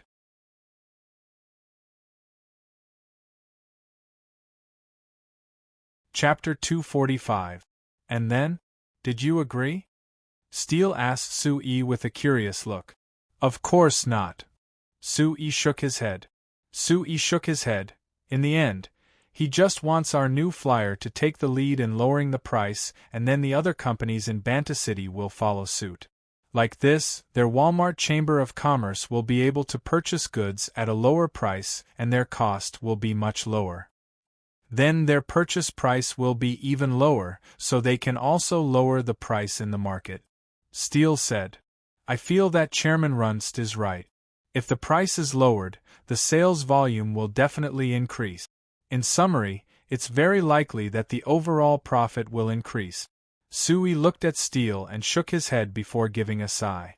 Steele really didn't understand the market, that was why she said such wishful thinking. First, not to mention if the Walmart Chamber of Commerce would lower their purchase price. Just lowering the price was a very dangerous thing in Sue's eyes. It was like how the stock market on Earth used to be popular before it became popular in the real estate market. People would buy to go up and not buy to go down. If the price was suddenly lowered, people's first thought wouldn't be to buy it when it was lowered. Rather, they would think that since it had already been lowered once, it would be lowered a second time, a third time. So they wouldn't be in a rush to buy it. Moreover, once the price was lowered, it was very hard to stop it. If the new flyer lowered their price, even if Sue didn't say anything, the other magic machine companies in Banta City would have to lower their prices as well. As long as the new flyer took the lead, the other companies might find that this was a good method and would use an even more exaggerated price to increase their sales volume. If there were many companies that followed this, it would become a price war that could be seen everywhere on Earth. The magic machine industry was currently a very weak industry. It was fine when the new flyer company monopolized it before, so Sue could do whatever he wanted. But now that he was leading the way, there were many other companies that were entering this industry. In order for this industry to continue developing, Sue had to consider the impact of everything he did. If there was a price war when the magic machine industry had just started, it would make the profit margins of all the companies in this industry fall. It would also make the companies that had just entered this industry lose their confidence and interest, which would be a large hit to the entire industry. So after the Banta City Magic Machine Business Association was established, the first rule that Sue and the other companies had set was that when each company sold their magic machines, they had to discuss the price, and they weren't allowed to maliciously bid. Now that Chairman Runst was asking Sue to take the lead in lowering the price, of course he couldn't agree. Of course, the Walmart Chamber of Commerce was the most important sales partner of most of the magic machine companies in Banta City, so Sue couldn't go against Chairman Runst's face. Although he couldn't agree to lowering the price, Sue had another plan, which was to fix the roads. Since the most important factor that affected the price of household magic machines in other cities was the high cost of transportation, then it was better to reduce this cost. In front of Chairman Runst and Vice Chairman Wilson, Sue gave the example of the Banca Road and Bansa Road. According to the data that Sue gave, compared to before these two roads were built, the cost of transporting goods from Banta City to Karma City and Sultan City had decreased by 34% and 38% respectively. And this was including the toll of the roads. For a world like Signs that wasn't developed, the transportation cost was the biggest obstacle to the flow of goods. The Walmart Chamber of Commerce that sold groceries had a deeper understanding of this than any other company. So when Sue said the numbers of 34% and 38%, Chairman Runst and Vice Chairman Wilson were both shocked. After confirming that Sue wasn't joking with these numbers, Chairman Runst immediately decided that the Walmart Chamber of Commerce would invest in building road. Based on his expression, it wasn't hard to guess that the Walmart Chamber of Commerce wouldn't just build road. Hey Sue, answer me, why don't you agree? I feel that this suggestion isn't bad. Seeing that Sue was deep in thought and didn't reply for a while, Steele couldn't help urging him. This is too troublesome to explain, and this matter can't be decided by me alone. At least I have to return to Banta City and discuss this with Chairman Rank, so I just told Chairman Runst that I would consider it. Sue simply replied before quickly changing the topic and asking, "Don't just ask me, I want to ask you. Didn't His Excellency Great Magician say that he would bring me to a meeting of the Sorcerers' Guild today?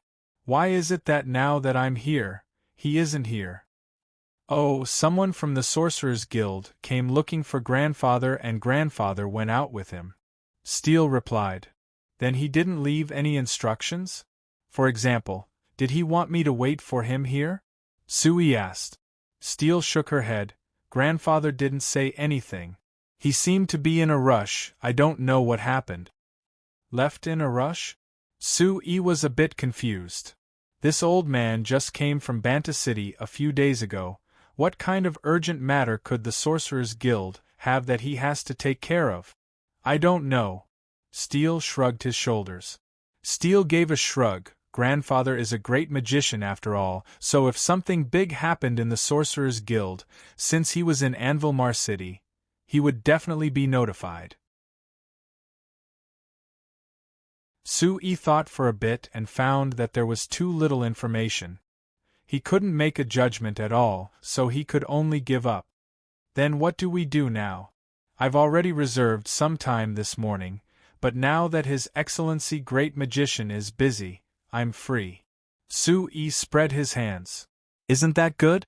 Steele took Sue's arm with a smile and pulled him out the door.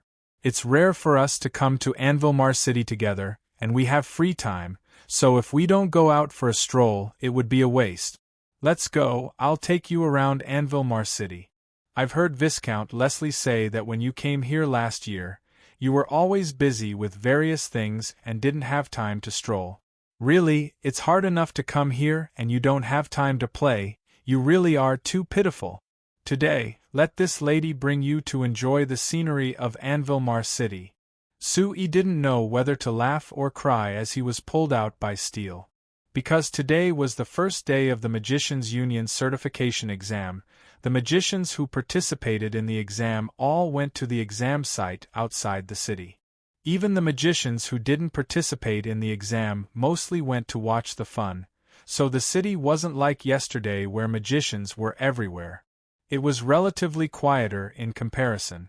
Of course, as the capital of the Lampari Kingdom, Anvilmar City was always very lively. No matter where the two of them went, there would be waves of people. Steele had studied at the Lampuri Royal Academy for 4 years and had stayed in Anvilmar City for 4 years, so she was very familiar with this place. Under her lead, the two of them tried their best to avoid the most crowded places. They walked back and forth through the streets and alleys of Anvilmar City. Sometimes they would enter a small shop by the side of the road and pick up the unique plushies and comment on them. Sometimes they would rest by the banks of the Rhine River that passed through the city while admiring the falling red leaves. Sometimes they would pull an artist from a street stall and have him draw a portrait of the two of them. Seeing that Steele was having fun, Sue let go of all his random thoughts and happily walked around the city with Steele. For a while, it was like he had returned to when he was young on Earth and was dragged out to go shopping by his female colleague. After the two of them walked around the city, Sue suddenly mentioned to Steele that he wanted to take a look at the Lampuri Royal Academy that she was studying at. Steele thought about it. "I think that you're not going to visit the academy, rather you're going to see the students studying magic there, right? Tell me honestly, are you planning to get all the students from the Royal School to work for you in our Chamber of Commerce?" Sue laughed. "I have this idea, but they are graduates of the best schools in the kingdom, so they won't put our small company in their eyes." "That isn't certain." Steele gave a soft snort. You see, even a top student like me is still working for you right now, isn't it? Then again, isn't it the same for Evita and the others? Let me tell you, our company treats the researchers so well. I think that not only do the students of Baron Ricto Magic Academy want to work for our company, the students of the Lampuri Royal Academy are the same. Of course it's good if it's like this. But right now I feel that letting the students work for the company isn't the best choice. Su-yi shook his head. If it's possible, I really want to set up an academy that specializes in teaching mages theoretical knowledge related to magic machines. Only mages who graduate from such an academy can be considered as truly useful magic engineering engineers. Just do it if you want to, Steele said with a relaxed look. Anyway, you're not lacking in money right now, and with the support of the Lord City Lord and Her Highness, there shouldn't be a problem with the procedures. At worst, I'll just give grandfather a position in the school, and it'll attract more people to study at the school. That's right. Now that you've said it, I really feel that this idea is feasible. Alright, when I go back this time, I'll discuss this matter with the Lord City Lord. As for now, let's take a look at the Lampuri Royal Academy first. I'm very curious, how did they train such an outstanding girl like Steele? Humph, I'm a natural beauty, I don't need to be trained at all. Steele gave a snort. She pulled Su-yi's hand and was about to head in the direction of the Lampuri Royal Academy when she suddenly stopped. Su-yi was a bit surprised. He pulled Steele, who wasn't moving, and saw that she was looking at the road in a daze, like she was stunned. Su-yi followed her gaze and saw a young man and woman standing on the other side of the road. That young man was looking right at Steele with eyes filled with shock and greed.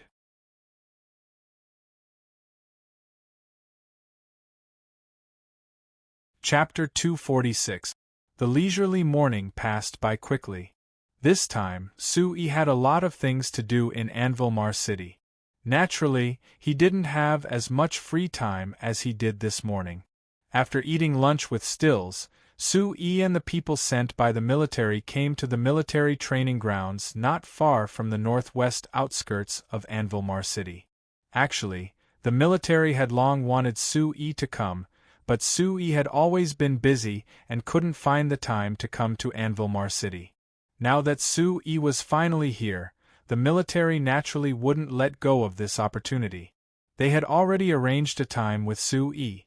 When Su-yi entered the training grounds after going through a strict inspection, he immediately saw a familiar person. Of course, it was Major Mac Conley. When he saw Su-yi, Major Mac Conley immediately welcomed him with a smile. "Hey, Chairman Su, you're finally willing to come. I'm really happy." Su-yi shook his head with a smile. "Major Mac Conley, you're still so polite. Actually, I've long wanted to come here and take a look. Now that I have the chance, of course I wouldn't miss it." The two exchanged some pleasantries and Major Mac Conley introduced Su-yi to a few other people in the training grounds. Other than the military officers, there were also a few instructors in the training grounds and 20 normal soldiers. After seeing Su-yi, these people treated Su-yi very warmly. Even if it was the first time they met, they already treated him as a good friend. Su-yi was a bit confused. Why were these people so warmly treating him? It had to be known that he was only a normal merchant and shouldn't be treated like a soldier. The problem is, Chairman Su, you're not a normal merchant. Mac Conley laughed loudly. Other merchants with gold in their heads would indeed be looked down upon by us rough soldiers, but you're different. Because of you and your new flyer, our brothers can finally have a full set of equipment.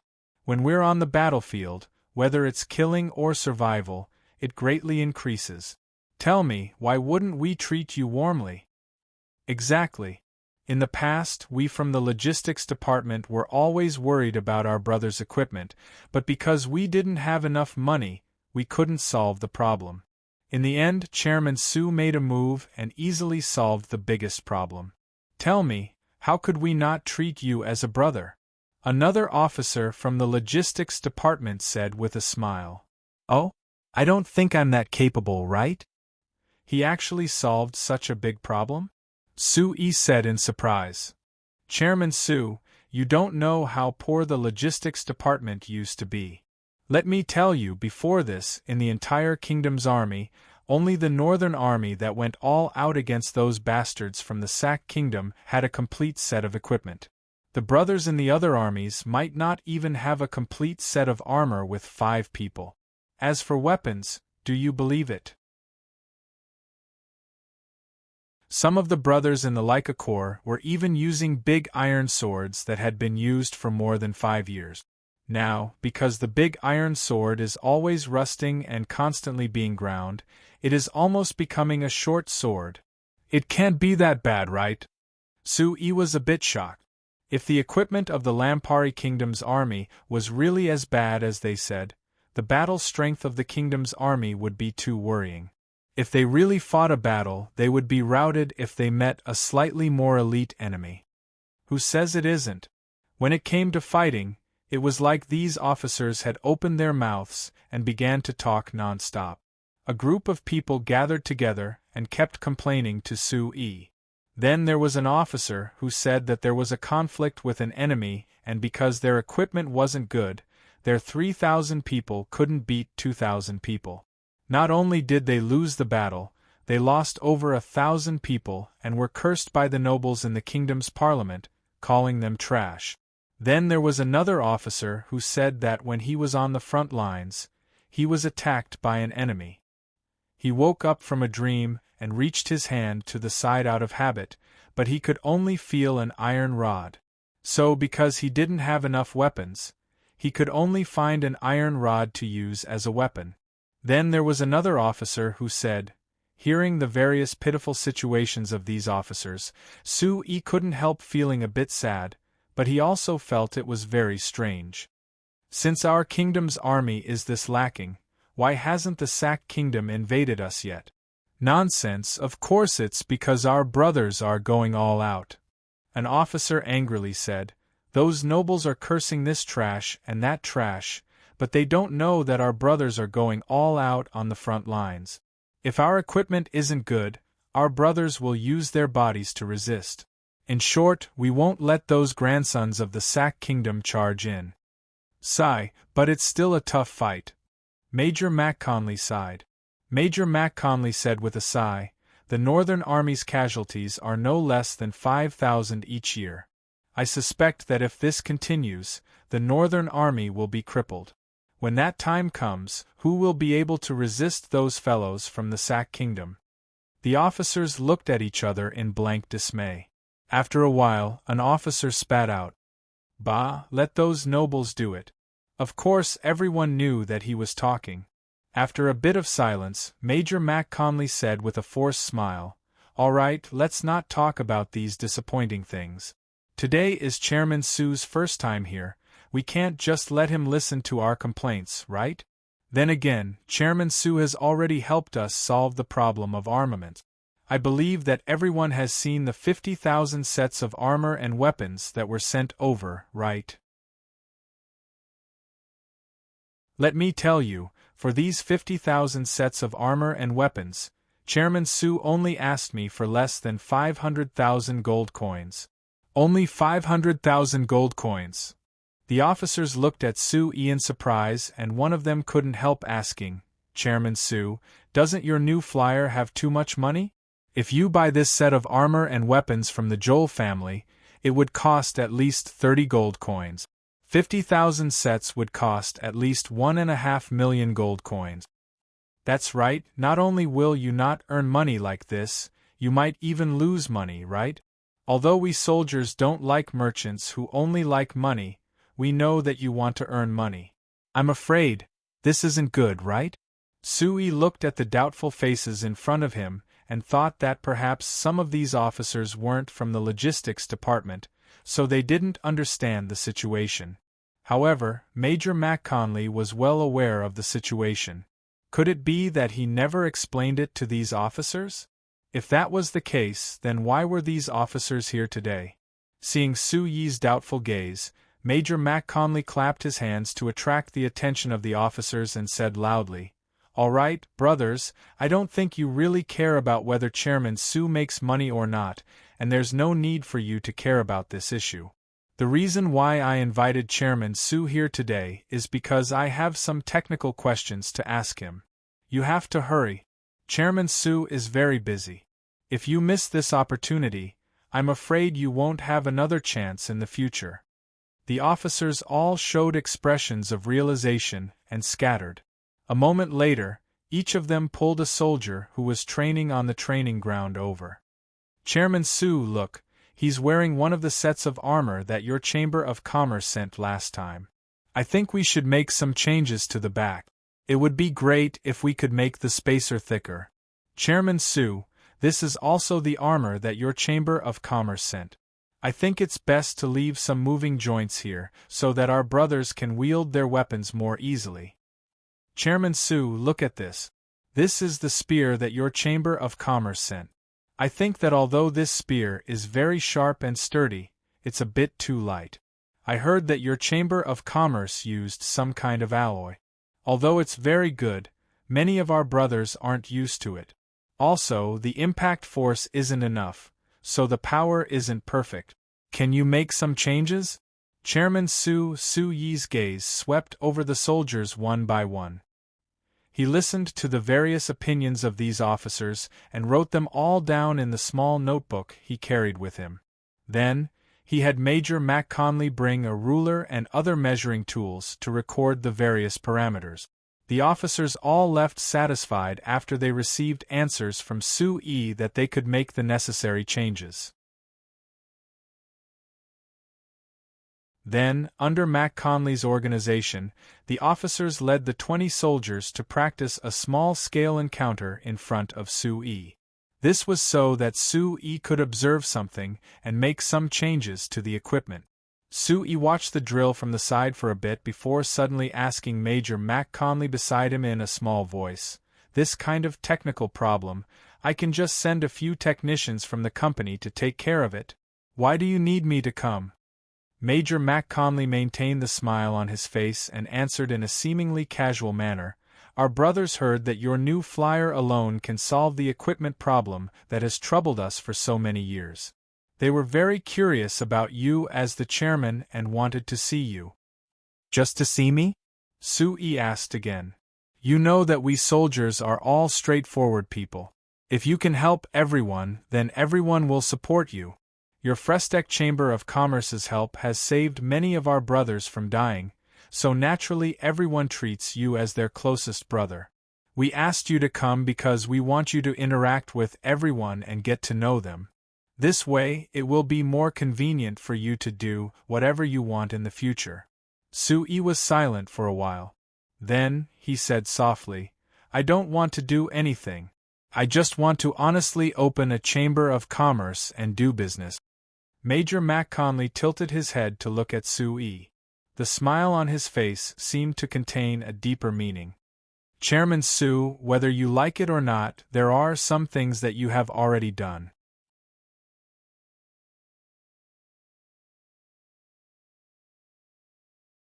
Chapter 247. Although Su Yi wasn't willing, he had to admit that Major Mac Conley was right. Since there were some things that he had already done and the people who should know knew about it, if he acted like it wasn't related to him and wanted to stay out of it, it wouldn't help at all. Not to mention that he still had to do the things that he should do. Major Mac Conley had specially invited him this time. Of course it wasn't to have him solve these technical problems. Because just like Su Yi said, he only needed to send a few technicians to solve these technical problems. Naturally it wasn't to remind or even warn Su Yi. Because if he really wanted to do this, it was better for the two of them to have a private chat. Other than these things, the most important thing was for Su Yi to represent New Flyer in reaching some agreements with the Army headquarters. First was to take care of the procedures for transferring the slaves to 70. Like this, the technicians that Su Yi had specially chosen from his slaves would belong to 70. It could also be said that the technical backbone of the factory was firmly in 70's hands. Then Major Mac Conley represented the Army headquarters to place another order with the Frestec Chamber of Commerce. This order included a new production line for weapons and armor, as well as over 100,000 tires. There were also some special magic machines that the Logistics Department had requested from New Flyer. The Logistics Department didn't request that New Flyer could deliver these special magic machines in a short period of time. Strictly speaking, this was just a research order, hoping that New Flyer could develop the corresponding magic machines to satisfy the requests of the Army Headquarters Logistics Department. New Flyer was very experienced in this because the Amsterdam Chamber of Commerce, the Falcao Chamber of Commerce, and the Armani Chamber of Commerce had all made similar requests to New Flyer. The only difference was that the requests of the Army Headquarters Logistics Department were a bit more special. For example, Major Mac Conley wanted to obtain a magic trebuchet to replace the heavy trebuchets that the Army was currently using. As soon as Sue-Yi heard this request, he thought of several alternatives in his mind. As long as he went back to the Magic Research Facility and Camby's group to do some research, they would be able to make a better substitute. So he signed these agreements with Major Mac Conley with great alacrity. Major Mac Conley saw that Sue-Yi agreed so quickly and was very confident, so naturally he was very happy. New Flyer signing these contracts would be of great help to the Logistics Department, because although the things that New Flyer made were all expensive, compared to the 30 gold coins that the Logistics Department had to spend to buy a set of armor from the Joel family, it was without a doubt much cheaper. The most important thing was that working with New Flyer would allow the Logistics Department to not only satisfy the basic equipment requirements of the frontline army, they would also be able to increase the quality of the equipment, greatly increasing the battle strength of the soldiers. If it wasn't for the fact that Major Mac Conley didn't have enough authority, he would have kicked away the Joel family, the exclusive equipment supplier of the Army headquarters, and fully cooperate with New Flyer. For New Flyer and Sue-Yi, signing these contracts would allow them to earn a large amount of profit. Even if Sue-Yi gave a bit of a discount because of the support he gave to the Army headquarters in 70, just the order of 100,000 tires would allow New Flyer to earn a large profit of over 200,000 gold coins. If the other orders were added in, New Flyer's final profit from this order would be over 300,000 gold coins. Other than the direct monetary benefits, providing equipment to the Army headquarters and becoming a supplier to the Army headquarters would help stabilize New Flyer's position in the kingdom. The reason why the Joel family was able to become one of the top families in the kingdom was not only because they controlled the iron ore business in the kingdom, but also because they had a monopoly on the supply of iron ore to the military.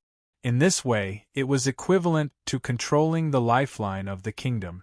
Of course, New Flyer had now taken a step in, which was equal to stealing food from the tiger's mouth, so it would cause a backlash from the Joel family.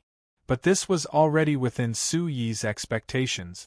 Meeting with the Joel family was something that Sue-Yi had already planned to do before coming to Anvilmar City, so he told Vincent that he would be paying them a visit. But before this, Sue-Yi had another matter to decide. Sue-Yi returned from the training ground to the courtyard that Count had arranged for Great Magician Camilla, Steele, and Sue-Yi to live in. Great Magician Camilla, who had left early in the morning, finally came back not long after Sue-Yi came back. When he saw Sue-Yi, he immediately asked, "Brat, what is your current magic level?" Sue-Yi was stunned. "Your Excellency Great Magician, didn't you ask me this a month ago?" "Nonsense, of course I remember you telling me a month ago that you were close to the strength of a magus of the 7th rank. What I want to ask you is, now that a month has passed, do you already have the strength of a magus of the 7th rank? You really think highly of me. But you're right, I think I do indeed have the strength of a 7th grade magician." Sue-Yi replied with a smile. "Good." Great Magician Camilla nodded and revealed a smile of praise. "Since it's like this, you should free up the day after tomorrow and prepare to take the 7th grade magician certification exam. Sue and Steele on the side were both stunned. Steele couldn't help asking, "Grandfather, the 7th grade magician certification exam requires him to go to Sky City. This place is over 1,000 kilometers away from Sky City. How do you want Sue to arrive the day after tomorrow?" "You think I don't know?" Great magician Camilla glared at Steele. "Let me tell you, I just received a notice today saying that those fellows at the Sorcerers Guild have finally decided to change their mind. From this year onwards, not only will the 5th grade magician certification exam and below be held in our country, the 5th grade magician certification exam and below will also be held in our country. So, Sue, your strength has reached the 7th grade magician this year, so you can take the exam in Unveil City." Sue and Steele were stunned again. Steele's beautiful brows slightly knit. Since the Sorcerers Guild has decided to do this, why didn't they notify us earlier? It's starting the day after tomorrow. How could they notify all the 6th to 9th grade magicians in just 2 days? Even if they did, how could they rush over this quickly? Who told those fellows at the guild to be so shameful? Great magician Camilla gave a cold snort and waved his hand as he said, "But you don't need to worry too much about this problem. The reason why the certification exam is a month later than before is because those fellows at the guild have been considering this matter the entire time, so they leaked the news a long time ago.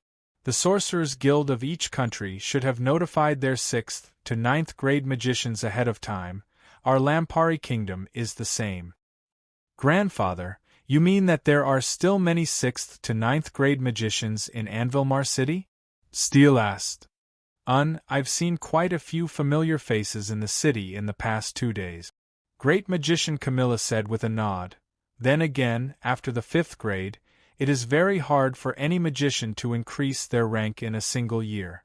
Adding in the fact that there are very few 6th to 9th grade magicians, there are even fewer people who need to participate in the exam, so there aren't many people who received the notice ahead of time."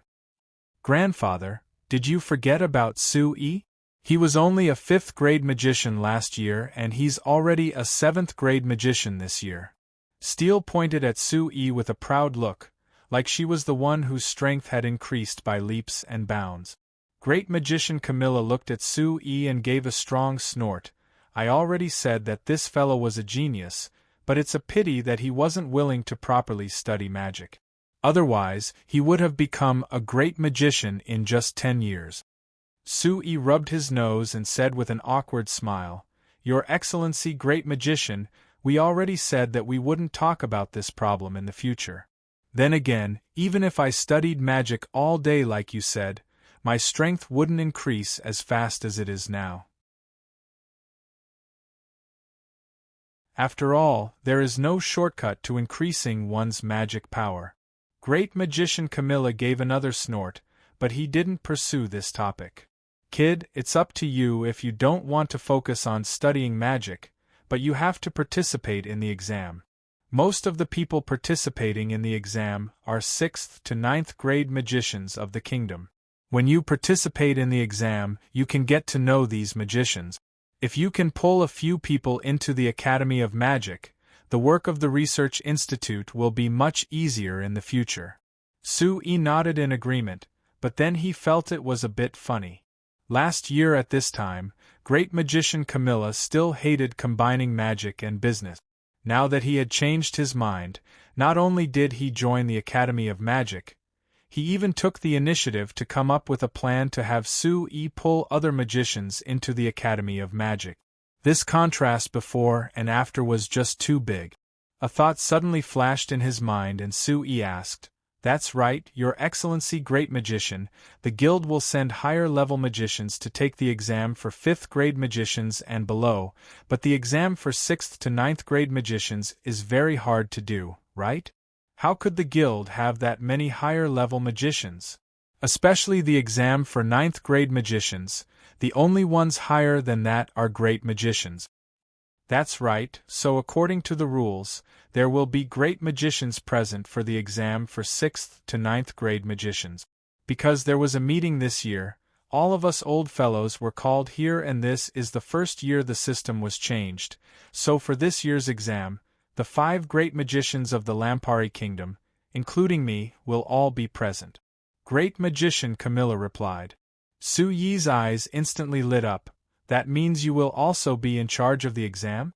Then, Your Excellency Great Magician, since you already know my magic level, how about you make it convenient and give me a spot? Great Magician Camilla coldly looked at Su Yi. What do you think?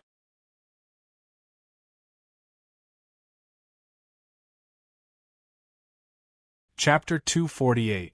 Because the first day of the Sorcerers Guild's certification exam was to assess the qualifications of a novice mage, many trainee mages who wanted to officially become a mage would come to take the exam.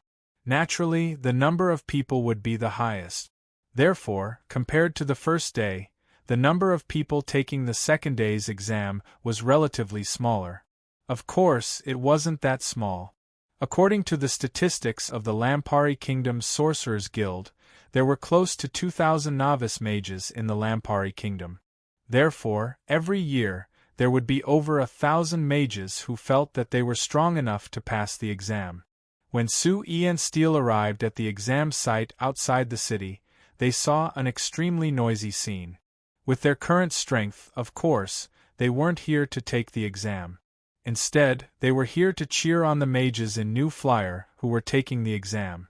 New Flyer had currently recruited close to 300 mages to work for the Chamber of Commerce.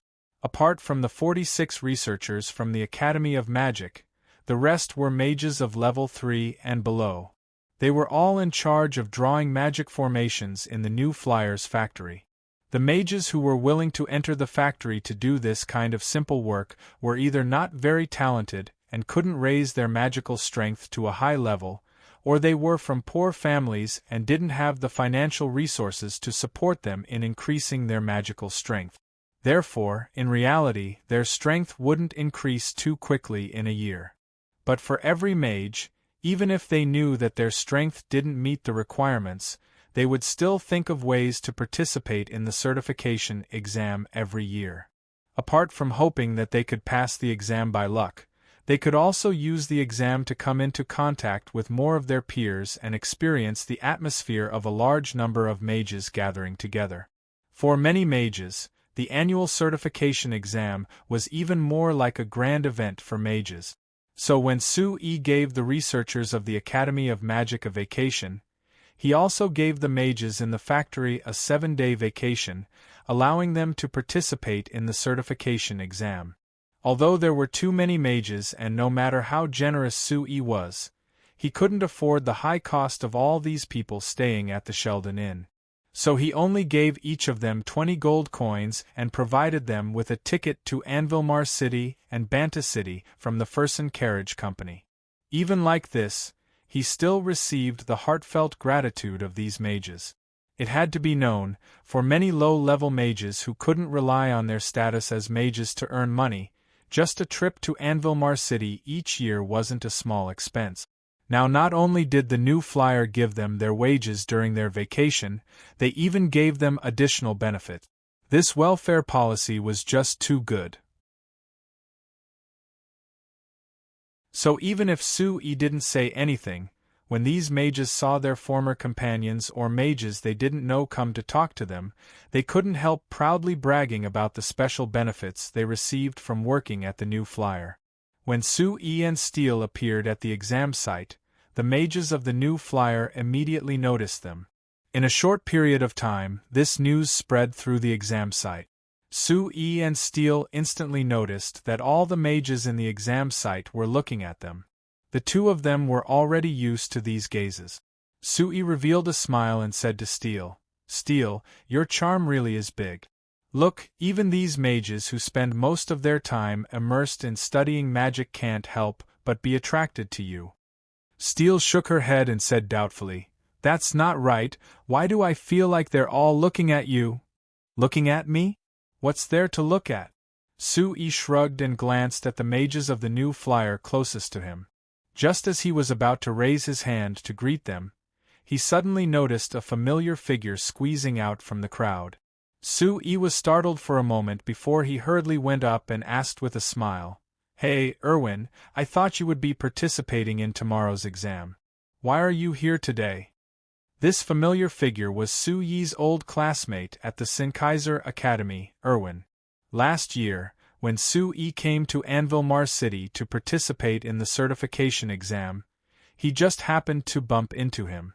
At that time, Erwin and Sui had participated in the primary exam and were very confident that they could pass the second-level exam in one go. But in the end, they didn't pass. Sui had thought that after a year of training, his magic power would surpass that of a second-level mage, and even reach the level of a third-level mage. That was why he asked this question. Erwin had revealed a happy smile when he saw Sui, but after hearing this question, he waved his hand dispiritedly. "Don't mention it. Last year, I also thought that I could reach the level of a third-level mage this year. Who would have thought that I would go on so many adventures this year? But all I did was go on adventures and didn't have the time to study magic. Now, apart from having a bit more combat experience, my magic power hasn't improved by much compared to last year. Sigh, it would be good if I could pass the second-level exam this year. How would I dare to think about passing the third-level exam?" Sui was a bit surprised. Although Erwin's magic talent wasn't as good as his, it was still quite good in the Sennheiser Academy. According to normal standards, after a year of growth, his power should have increased greatly. How could the increase be so small? Erwin cursed and snorted coldly. "I was fooled by those adventure novels.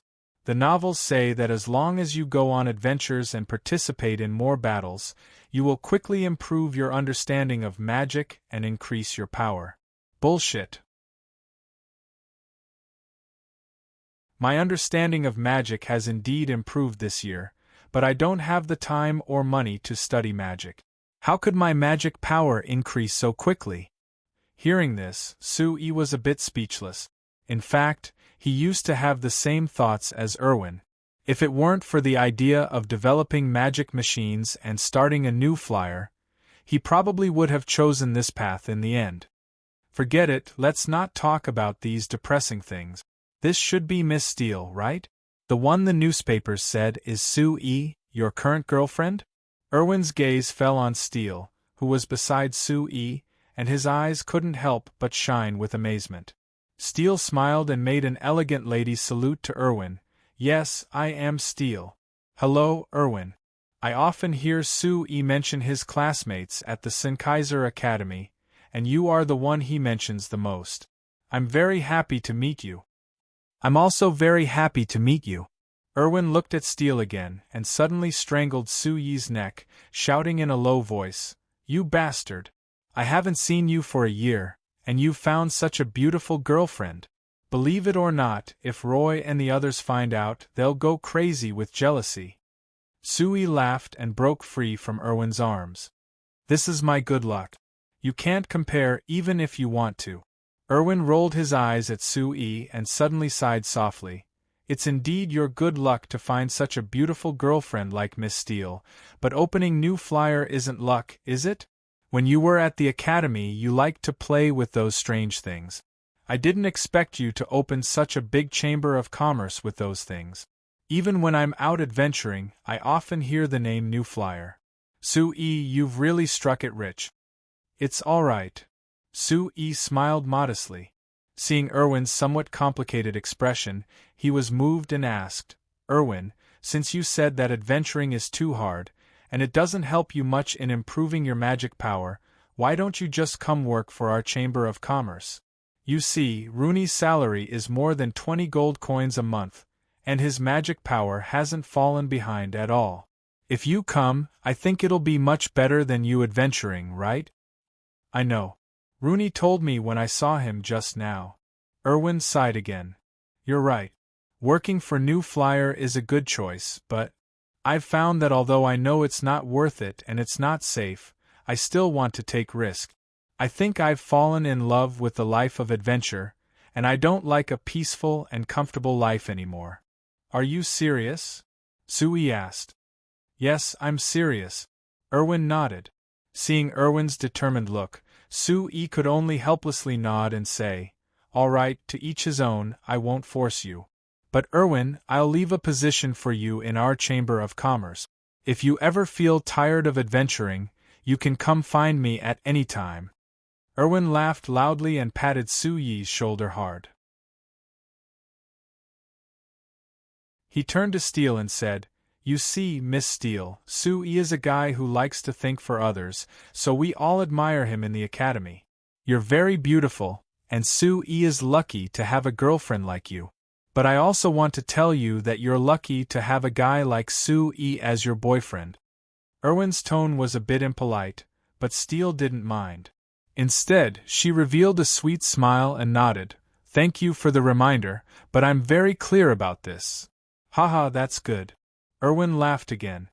He turned to look at the surrounding magicians, then suddenly lowered his voice and said to Sui, Sui, if you want to recruit more magicians to work for your Chamber of Commerce, this is a great opportunity.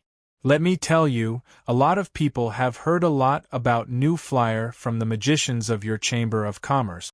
I think a lot of people are very interested. Try it out like last year. I think a lot of people will agree to join New Flyer. Sui smiled and nodded. All right, thank you for the reminder. You're tuning in to the Phoenix Knights YouTube channel. Don't forget to subscribe and join us on this journey to catch the most captivating stories.